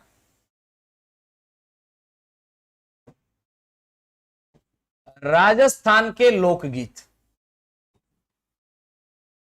भाई साहब 5, 10 बता दूं, याद कर लेना, 5, 7, 10 में से एक लोकगीत आ सकता है। ये मेरा पर्सनल मामला है, अनुभव है, तो आपके साथ साझा कर रहा हूं, क्या पता ही जाए, आ जाए तो अपना तो काम हो जाए ना, बाकी तो देखा जाएगा। कुरजा ये लोकगीत है, विरही लोकगीत है, पश्चिमी राजस्थान का गीत है। कागा ये भी विरही गीत है, याद कर लेना। उड़ उड़ रे मारा काला रे कागला, कद मारा पीवजी घर आवे। पीपली बाय चाल्या सा भंवरजी, पीपली बाई पीपली। मूमल ये भी पश्चिमी राजस्थान का गीत है। पीपली ये स्पेशल शेखावाटी क्षेत्र का गीत है, और है कैसा गीत तो आपको मैं बता दूं, ये आपका विरही गीत है। इसके बाद में एक आता है केसरिया बालम, ये कब गाया जाता है आप जानते हैं, केसरिया बालम आओ नी पधारो हमारे देश। इसके बाद में एक आता है घुघरी, और घुघरी जो गीत है ये बच्चे के जन्म पे गाया जाता है, यानी जन्मोत्सव पे गीत गाया जाता है जिसका नाम आता है घुघरी। इसके बाद में एक आता है इंडोनी, इंडोनी गीत है ये आपका, ये भी एक प्रकार से मतलब लोकगीतों के अंदर सामान्य सा गीत आता है। एक आता है गोरबंद, ये सरंगारिक गीत आता है गोरबंद। गोरबंद कैसा गीत आता है तो आप कहेंगे श्रृंगारिक गीत आता है। एक आता है जोरवा, आप कहेंगे सर ये जोरवा क्या आ गया, जोरवा वीर गीत है। अब आप फिर कहेंगे जोरवा वीर गीत है कहां का, तो याद कर लेना सर ये जैसलमेर का वीर गीत है। इसके बाद में एक आता है ढोला मारू, अब ढोला मारू कहां का गीत है तो आप कहेंगे सर ढोला मारू सिरोही का गीत है। ढोला मारू कहां का गीत है तो आप कहेंगे सिरोही का। इसके बाद में फिर आता है हिचकी, हिचकी कहां का गीत है, याद कर लेना मेवात का गीत है। हिचकी कहां का है, मेवात का गीत है। इसके बाद में एक आता है रसिया, रसिया कहां का है तो आप कहेंगे ब्रज क्षेत्र का गीत है। एक आता है बीच छूड़ो, खा गए हो झेरी बीच छूड़ो, तो ये बीच छूड़ो कौन से क्षेत्र का है तो आप कहेंगे सर हड़ूती का बीच छूड़ो। तो ये राजस्थान के कुछ एक लोकगीत है, याद कर लेना। कुरजा है, कागा है, पीपड़ी है, मुमल है, केसरी वालम है, घुघरी है, इंडोनी है, गोरबंद है, जोरवा जैसलमेर के अंदर है, ढोला मारू सिरोही के अंदर आता है, हिचकी मेवात के अंदर आता है, रसिया ब्रज में आता है, बिछुड़ा हड़ूती में आता है। याद कर लेना। एक आता है सुबटिया, सुबटिया लोकगीत, ये भी आपका एक प्रकार से विरही लोकगीत आता है, ये आपके मेवाड़ क्षेत्र के अंदर। और एक भील जनजाति है, ये आपका हमसीडो गीत गाती, ये भी कैसा गीत आता तो आप कहेंगे मेवात के अंदर ही आता है। इसके बाद में फिर एक गीत आता है बधावा, आप कहेंगे सर ये बधावा कब गाया जाता है, ये किसी भी बधाई के मौके के अवसर पर गाया जाता है बधावा। एक गाया जाता है कुड़की, कुड़की गीत कब गाया जाता है, ये आपके सुबह सुबह गाया जाता है, यानी जब भी कोई भजन वगैरह होते हैं तब गीत गाया जाता है। कौन सा, कुड़की। कुड़की के बाद में बात करते हैं ओलियू, जब बेटी विदा होती है उस टाइम कौन सा गीत गाया जाता है, ओलियू गाया जाता है उसकी याद के अंदर, यानी लड़की जब ससुराल जाती है तो उसकी याद में ओलियू गीत गाया जाता है। एक गीत आता है आपका कांगसियो, यह आपके केस विन्यास के लिए गाया जाता है कांगसियो। एक आता है काजलियो, काजलियो गीत ये गाया जाता है कि भाभी जब काजल डालती है दुल्हे के तब काजलियो गीत गाया जाता है। एक गाया जाता है काजलियो के बाद में कामण गीत, वर वधु जो होते हैं उनको टोने टोटकों से बचाने के लिए कि नजर ना लगे भाई मेरे को, है ना, कामण गीत गाया जाता है इसके लिए। इसके बाद में एक आता है सीठने, ये गाली गीत होते हैं, शादी विवाह में सगे सगियां हैं, ये आपस के अंदर गालियां निकालते हैं तो सीठने गाए जाते हैं, सीठने। एक आता है जच्चा गीत, आप कहेंगे जच्चा कौन सा आता है सर, ये बाल जन्मोत्सव पर गाया जाता है। जच्चे के बाद में राती जोगा, भाई रात में जाग गयो तो राती जोगो हो गयो। इसके बाद में बात आती है बन्ना और बन्नी, बन्ना और बन्नी खूब गाया भाई, हमारे ब्याह में बन्ना और बन्नी, तो बन्ना बन्नी बोले तो शादी के अवसर पर गाए जाते हैं गीत। आगे फिर बात आती है, इसके बाद में आता पावना, जब जमाई ससुराल जाता है तब पावना गीत गाया जाता है। कौन सा पावना, एक गाया जाता है हरजस, यानी राम नाम का नाम लिया जाता है, हरजस के अंदर महिलाएं गाती हैं। एक आता है लावणी, भाई सारे गीतों में प्रेमिका ही प्रेमिका गाती है, यहां पे जो प्रेमी होता है ये प्रेमिका को बुलाने के लिए लावणी गाता है, प्रेमी प्रेमिका को बुलाने के लिए कौन सा, तो आप कहेंगे सर लावणी गीत गाता है। इसके बाद में बात करते हैं तो एक गीत आता है मोरिया, मोरिया गीत है, ये गाया जाता है, एक छोटी सी एक बच्ची होती है और उसकी शादी नहीं हो रही होती, सगाई तो हुई, तो वो गाती है मोरिया गीत। इसके बाद में गीत आता है जीरो, जीरो जीव को बेरी मत बाओ मारा परन्या जीरो, सेंसिटिव फसल होती है जीरा, इसलिए गीत गाया जाता है और संदेश दिया जाता है कि भाई जी जीरो ना भाइयों थे, अब जीरो भाई जी को नाम आयो रे, अपने पति को संदेश देती है। इसके बाद में बात आती है आलरिया, आलरियो गीत है, ये बच्चे के लिए गाया जाता है। इसके बाद में हिंडो गीत है, ये झूला झूलते टाइम गाया जाता है। फलसड़ा, ये अतिथि जब आते हैं तो उनका स्वागत करने के लिए फलसड़ा गाया जाता है। पिट्ठी, शादी के अंदर पिट्ठी रगड़ते हैं तब गाया जाता है। इसके बाद में गीत और बहुत सारे होते हैं, जैसे बात, बात के गीत होते हैं कई प्रकार के, जैसे कि जुलारिया, ये आपका किसका गीत है, तो आप कहेंगे सर बात का गीत है। इस प्रकार से बहुत सारे गीत हैं जो राजस्थान के लोकगीतों की श्रेणी में आते हैं। बात आती है चार बेत लोक गायन शैली का राज्य में एकमात्र केंद्र कौन सा है, टोंक है। चार बेत का केंद्र कौन सा, तो आप कहेंगे टोंक।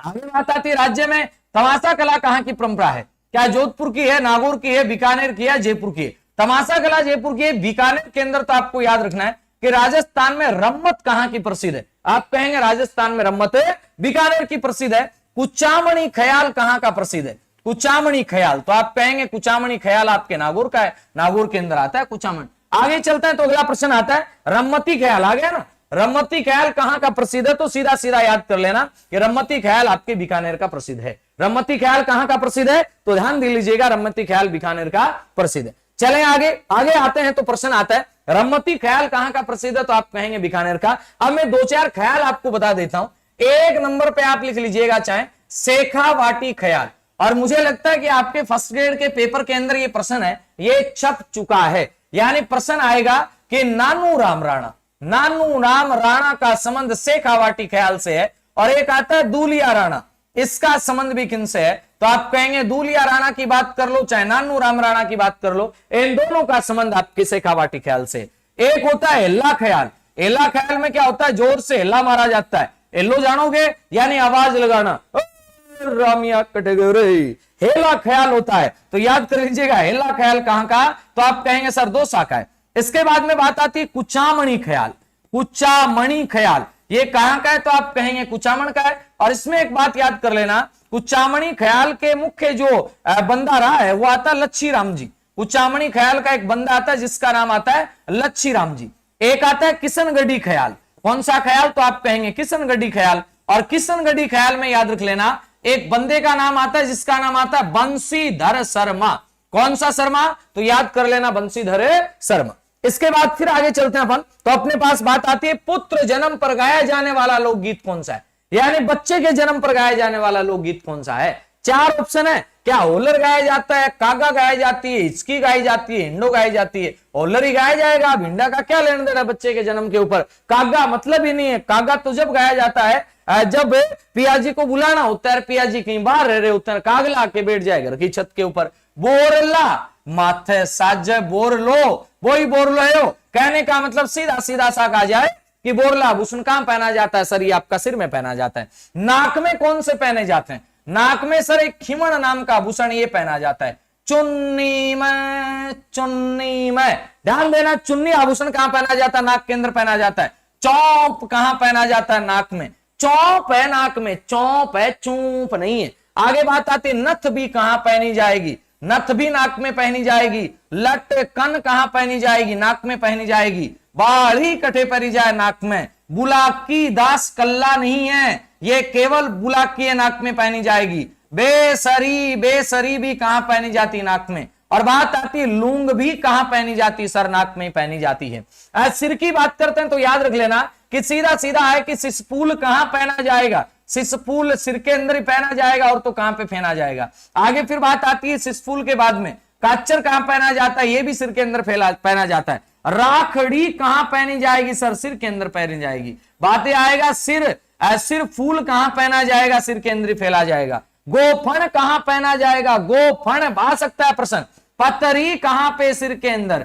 टिकड़ा कहां पे, सर सिर के अंदर। में मद याद कर लेना, माथेन में मंद, में मंद है, मेहमद कहां पहनी जाती है? तो आप कहेंगे सर मस्तिष्क पे पहनी जाती है, सॉरी सिर के ऊपर पहनी जाती है। लेकिन फिर प्रश्न बना कि ये सारे सिर पर पहने जाते हैं, तो आप एक बात बताइएगा कि मस्तिष्क के ऊपर एक आता है बलको, बलको याद कर लेना, टिड्डी बलको, टिड्डी और बलको ये मस्तिष्क के ऊपर पहने जाते हैं। तिलक की बात आती है, ये भी मस्तिष्क के ऊपर होता है। बिंदी की बात आती है, ये भी मस्तिष्क के ऊपर होता है। और बात करते हैं टीके की बात आती है, तो ये भी मस्तिष्क के ऊपर पहने जाते हैं। लेकिन मैं बात करूं कान की सर, कान के अंदर सर टॉप्स पहने जाते हैं, कान के अंदर सर गुड़दा पहना जाता है, कान के अंदर झुमका पहना जाता है। झुमका गिरा रे बरेली के बाजार में, वो वाला ही क्या सर? वो वाला ही। जेला कहां पहना जाता है? कान में। बाड़ी कहां पहनी जाती है? नाक में भी, कान में भी। टोंटी, टोंटी सर मरा हुआ के टोंटी कान में पेरी जास के, पेरी जास के टोंटी क्यों कौन पेरी जास के भाई? आगे देखिएगा।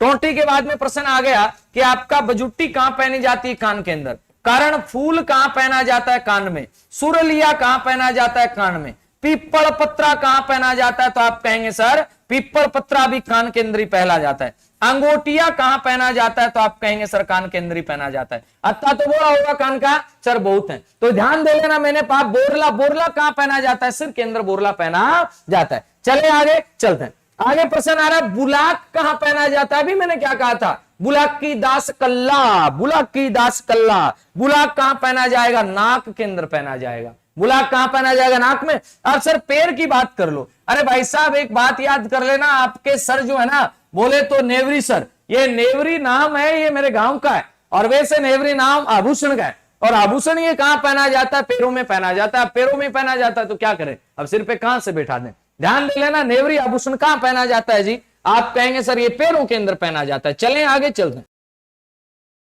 हाँ जी, तो ये पैर के अंदर पहना जाता है कौन सा? तो आप कहेंगे सर नेवरी। अब नेवरी पैर में पहना जाता है तो प्रश्न बनेगा कि टणका कहां पहना जाता है? सर ये भी पैर में पहना जाएगा। और कहां पहना जाएगा? आपसे मैं पूछूं कि टणका पैर में पहना जाता है क्या? सर पैर में पहना जाएगा। नेवरी याद कर लो कहां पहना जाता है? तो आप कहेंगे सर पैर में पहना जाता है। नेवरी के बाद में आपसे पूछ ले फोलरी कहां पहनी जाती है? सर पैर में पहनी जाती है। घुंघरू कहां पहने जाते हैं? पैर में पहने जाते हैं। पायल कहां पहनी जाएगी? पैर में पहनी जाएगी।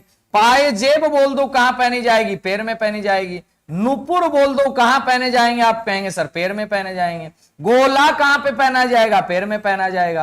आंवला कहां पे पहना जाएगा? सर पैर में पहना जाएगा। झांझर रे झांझर कहां पहनी जाएगी? झांझर तो याद कर लो, झांझर भी पैर में पहनी जाएगी। आगे प्रश्न आता है हिरणामेन कहां पहना जाएगा? तो याद कर लेना ये भी पैर के अंदर ही पहना जाएगा। सर कितने हो गए? लच्छा, लच्छा रे लच्छा कहां पहना जाएगा? ये भी पैर में पहना जाएगा। टणका कहो चाहे हणका कहो, पैर में पहने जाएंगे। ये सारे के सारे आभूषण आपको पैर के बता दिए और नेवरी पेपर में छप चुका है, छप जाएगा आगे भी। आगे ध्यान दे लेना, पैर की बात आ रही तो मैं दांत के आभूषण आपसे पूछ लूं, भाई दांत में कौन कौन से आभूषण पहने जाते हैं?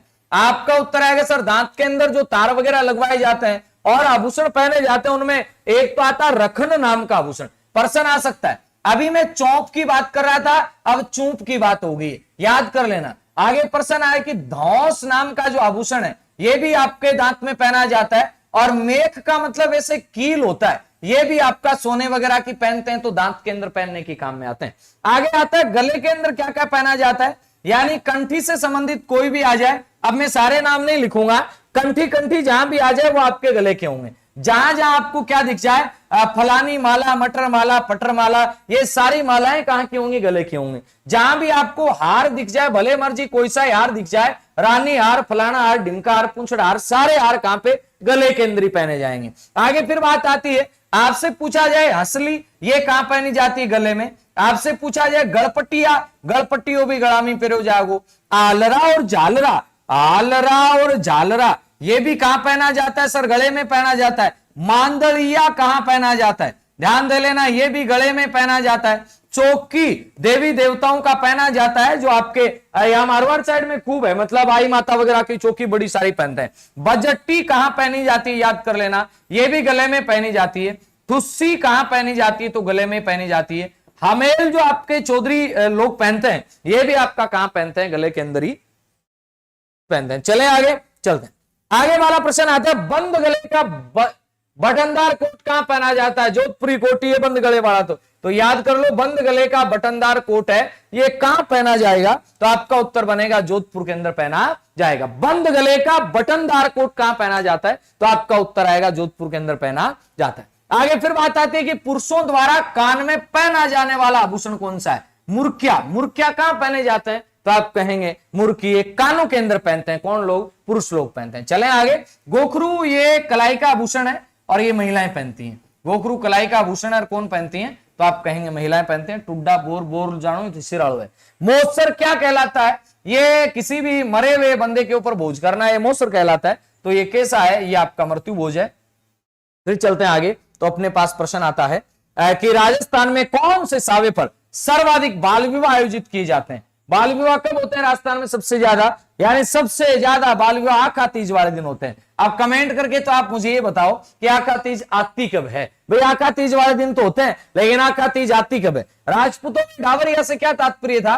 कन्या विवाह में कन्या के साथ दी जाने वाली जो कन्याएं होती थी उनको डावरिया प्रथा कहते थे। यानी एक आधी दासी काम करने के लिए साथ में जाती थी, वो डावरिया प्रथा थी। सागड़ी प्रथा का अर्थ क्या है? सागड़ी प्रथा बंधुआ मजदूरों से संबंधित प्रथा है। कौन सी? सागड़ी प्रथा बंधुआ मजदूरों की प्रथा है। ये कल्चर के अंदर 2-4 शायद मुझे लगता है एक्स्ट्रा % डाल दिए गए। पटवों के हवेली कहां पे? वेरी वेरी इंपॉर्टेंट है ये आपके पाठ्यक्रम के अंदर। भाई साहब ध्यान दे लेना, मैंने कहा पटवों की हवेली कहां पे? क्या उदयपुर के अंदर है क्या? नहीं सर, उदयपुर के अंदर पटवों की हवेली नहीं है। तो क्या जैसलमेर में है? बिल्कुल सही फरमा रहे हैं आप। जैसलमेर के अंदर कौन सी हवेली? तो आप कहेंगे सर पटवों की हवेली है। लेकिन प्रश्न फिर बन सकता है, पटवों की हवेली जैसलमेर में है, जैसलमेर में पटवों की हवेली का निर्माण ये आपके करवाया किसने? तो आप कहेंगे गुमान चंद बाफना। बोले तो दिस इज पटवा। ध्यान देना, 1805 के अंदर इसका निर्माण करवाया जाता है। पटवों की हवेली का कितने मंजिल की है? पैसे पटवा पैसे 5, पैसे पटवा पैसे 5, यानी 5 मंजिला है। कितने मंजिला है? तो आपका उत्तर आएगा 5 मंजिला हेली है। इसके अलावा यहां पर और कौन सी हेली आती है? अन्य के अंदर याद रख लेना, नथमल की हेली। नथमल की हेली ये कहां पे है? ये भी आपका जैसलमेर में है। और नथमल की हवेली के बाद में अगर आपसे प्रश्न पूछ लिया जाए सालिम सिंह की हवेली, जालिम सिंह नहीं है, सालिम सिंह की हवेली, तो भी आपका उत्तर बनेगा कि सालिम सिंह की जो हवेली है ये भी कहां पे? तो आपका उत्तर बनेगा सर ये भी जैसलमेर के अंदर। सालिम सिंह की हवेली कितने मंजिला है? याद कर लेना, सालिम सिंह की हवेली 9 मंजिला है। इसके अलावा आपसे पूछा जाए सोडों की हवेली, क्योंकि आपने 3 ही पढ़ी है, अब चौथी और मैं बता देता हूं। सोडों की हवेली ये भी कहां पे? ये भी आपके जैसलमेर में। सर जोधपुर के अंदर है, झुंझुनू में तो बहुत सारी हवेलियां हैं। जोधपुर के अंदर हवेलियां हैं क्या? बिल्कुल जोधपुर के अंदर हवेलियां हैं। आपसे पूछा जाए अमरचंद कोचर, अमरचंद कोचर की हवेली ये कहां की है? तो याद कर लेना अमरचंद कोचर, इसकी हवेली आपका कहां पे? अमरकंद कोचर है। ये हवेली कहां पे आती है? अमरकंद। अब बोर्ड जवाब देने लग गया कई देर से ना। अमरचंद कोचर की हवेली ये आपका आप कहेंगे सर जोधपुर के अंदर आती है। इसके बाद में मैं आपसे पूछूं झुंझुनू में, झुंझुनू में एक तो याद करना महणसर की हवेली, और महणसर की हवेली से प्रश्न बनेगा कि ये हवेली माना जाता है कि सोने चांदी है, सोने चांदी की हवेली से कहा जाता है। महणसर की हवेली है कहां पे? झुंझुनू के अंदर आती है। आगे प्रश्न बनेगा जालान टिबड़ेवाल की हवेली, ये भी कहां पे आती है? जालान टिबड़ेवाल की हवेली ये भी झुंझुनू के अंदर आती है। और एक आती है गोयनका हवेली, गोयनका हवेली ये भी कहां पे आती है? झुंझुनू में। और झुंझुनू तो जाना ही जाता हवेलियों के लिए। और रामदेव चोखानी की हवेली ये भी कहां पे आती है? झुंझुनू में आती है। रामदेव चोखानी की हवेली और ईश्वर दास मोदी की हवेली, कौन से मोदी? तो ध्यान देना ईश्वर दास मोदी की हवेली, ये सारी की सारी हवेलियां कहां पे हैं सर? ये झुंझुनू के अंदर। कहां पे है? झुंझुनू में। चले आगे चलते हैं। अगला प्रश्न आता है भित्ति चित्रण की दृष्टि से कहां की हवेलियां प्रसिद्ध हैं? भाई साहब क्या ही तो बात करोगे आप, भित्ति चित्रण अपने शेखावाटी से ज्यादा कहीं पे नहीं है। और भित्ति चित्रण वाली जो हवेलियां है ना, आला गिला वाली हवेलियां शेखावाटी के अंदर है। मैं आपसे पूछूं सर, सीकर के अंदर एक हवेली आती है जिसका नाम आता है बिनानियों की हवेली। बिनानी की हवेली कर लो आप। बिनानी की हवेली कहां पे? तो आप कहेंगे सर सीकर में। मैंने कहा पंसारी की हवेली कहां पे? तो आप कहेंगे सीकर में। बीकानेर के अंदर भी हवेली प्रसिद्ध है, बच्छावतों की हवेली। कौन सी हवेली? तो याद कर लेना बच्छावतों की हवेली ये कहां पे प्रसिद्ध है? आप कहेंगे सर बीकानेर के अंदर प्रसिद्ध है। चले आगे। आगे वाला प्रश्न आता है लड़ियों की हवेली और गोयनका की हवेली। लाडियों की हवेली, गोयनका की हवेली, ये भित्ति चित्रों की बात आती है तो मंडावा के अंदर ही है। भाई झुंझुनू में तो है, लेकिन झुंझुनू में कहां की, तो आपका उत्तर आएगा मंडावा की प्रसिद्ध। आगे आता है छोटे देवता और बड़े देवता की हवेली। सर सुनी नहीं हमने तो, अब सुन लो। छोटे देवता बड़े देवता की हवेली कहां पे आती है, तो कोटा के अंदर आती है। कहां पे, कोटा के अंदर। छोटे देवता बड़े देवता की हवेली। नथमल की हवेली, सालिम सिंह की हवेली कहां पे, ये तो आप जानते हैं, अभी बता के आया हूं मैं आपको। नथमल की हवेली, सालिम सिंह की हवेली, ये कहां पे आती है, तो आपका उत्तर आएगा सर ये जैसलमेर के अंदर आती है। चलें आगे वाले प्रश्न की ओर चलते हैं। अगला प्रश्न आता है, आजादी के दीवाने जैसलमेर का गुंडा राज। चलो किताब आगे कोई दूसरी, कोई बात नहीं, ये सागरमल गोपा की किताब है। किसकी है, सागरमल गोपा की किताब आती। आगे फिर प्रश्न आता है, राजस्थानी भाषा का पहला उपन्यास कौन सा है। केसर विलासी राजस्थानी भाषा का प्रथम नाटक आता है, याद कर लेना। आगे फिर बात आती है, प्रथम नाटक आता है तो कनक सुंदर। जी हाँ बिल्कुल, ये राजस्थानी भाषा का पहला उपन्यास आता है। और इन दोनों को लिखने वाला बंदा कौन था, तो आप कहेंगे शिवचंद भरतिया था। कौन था, शिवचंद भरतिया। हमारे 12वीं क्लास का बालक है भरतिया, याद हो गया भरतिया। कनक सुंदर, बड़ा सुंदर सा है भरतिया। आगे ध्यान देना, मारवाड़ी और मालवी बोली के मिश्रण से कौन सी बोली का विकास हुआ है, तो आपका उत्तर बनेगा कि मारवाड़ी और मेवाड़ी दोनों का मिश्रण जो है ना, वो रांगड़ी बोली के अंदर है। ये कहां बोली जाती है, प्रतापगढ़ और चित्तौड़गढ़ वाले भाग के अंदर ये बोली जाती है। पग फेरो किसकी रचना है, फटाफट से बता दीजिएगा। पग फेरो मणि मधुकर ने लिखी थी। पग फेरो कि पग फेरो चोखो रे भाई चोखो। पग फेरो जानो कि किसी आदमी का आ जाना, और ये पग फेरो कहलाता है। आगे प्रश्न आ रहा है, ढोला मारूरा दुहा के लेखक कौन है, तो आपका उत्तर क्या बनेगा। क्या कवि कलोल है, क्या मेरू तुंग है, क्या नैन सिंह है, चंद बरदाई है, तो आपका उत्तर बनेगा कवि कलोल जो है ये ढोला मारूरा दुहे के लेखक हैं। ढोल नृत्य कहां का है, ये भी बता दीजिएगा। ढोल नृत्य कहां का है, ढोला मारू होटल कहां पे। दोनों ही अच्छी बातें, दोनों ही कमेंट करके फटाफट से एक बताओ कि ढोल नृत्य तो कहां का है, और ढोला मारू जो आपका होटल कहां पे है, और ढोला मारूरा दुआ ये आपका कलोल आ गया। इसके बाद में आगे प्रश्न आता है, हूं गोरी किण पीमरी। हूं गोरी किण पीमरी, इसके लेखक कौन है। क्या आलाराम सुदामा है, गोविंदलाल माथुर है, सामर दैया है, या यादवेंद्र शर्मा है। हूं गोरी किण पीमरी, तो इसका सही जो जवाब आ जाएगा हूं गोरी किण पीमरी, इसका सही जवाब है यादवेंद्र शर्मा। चलें आगे चलते।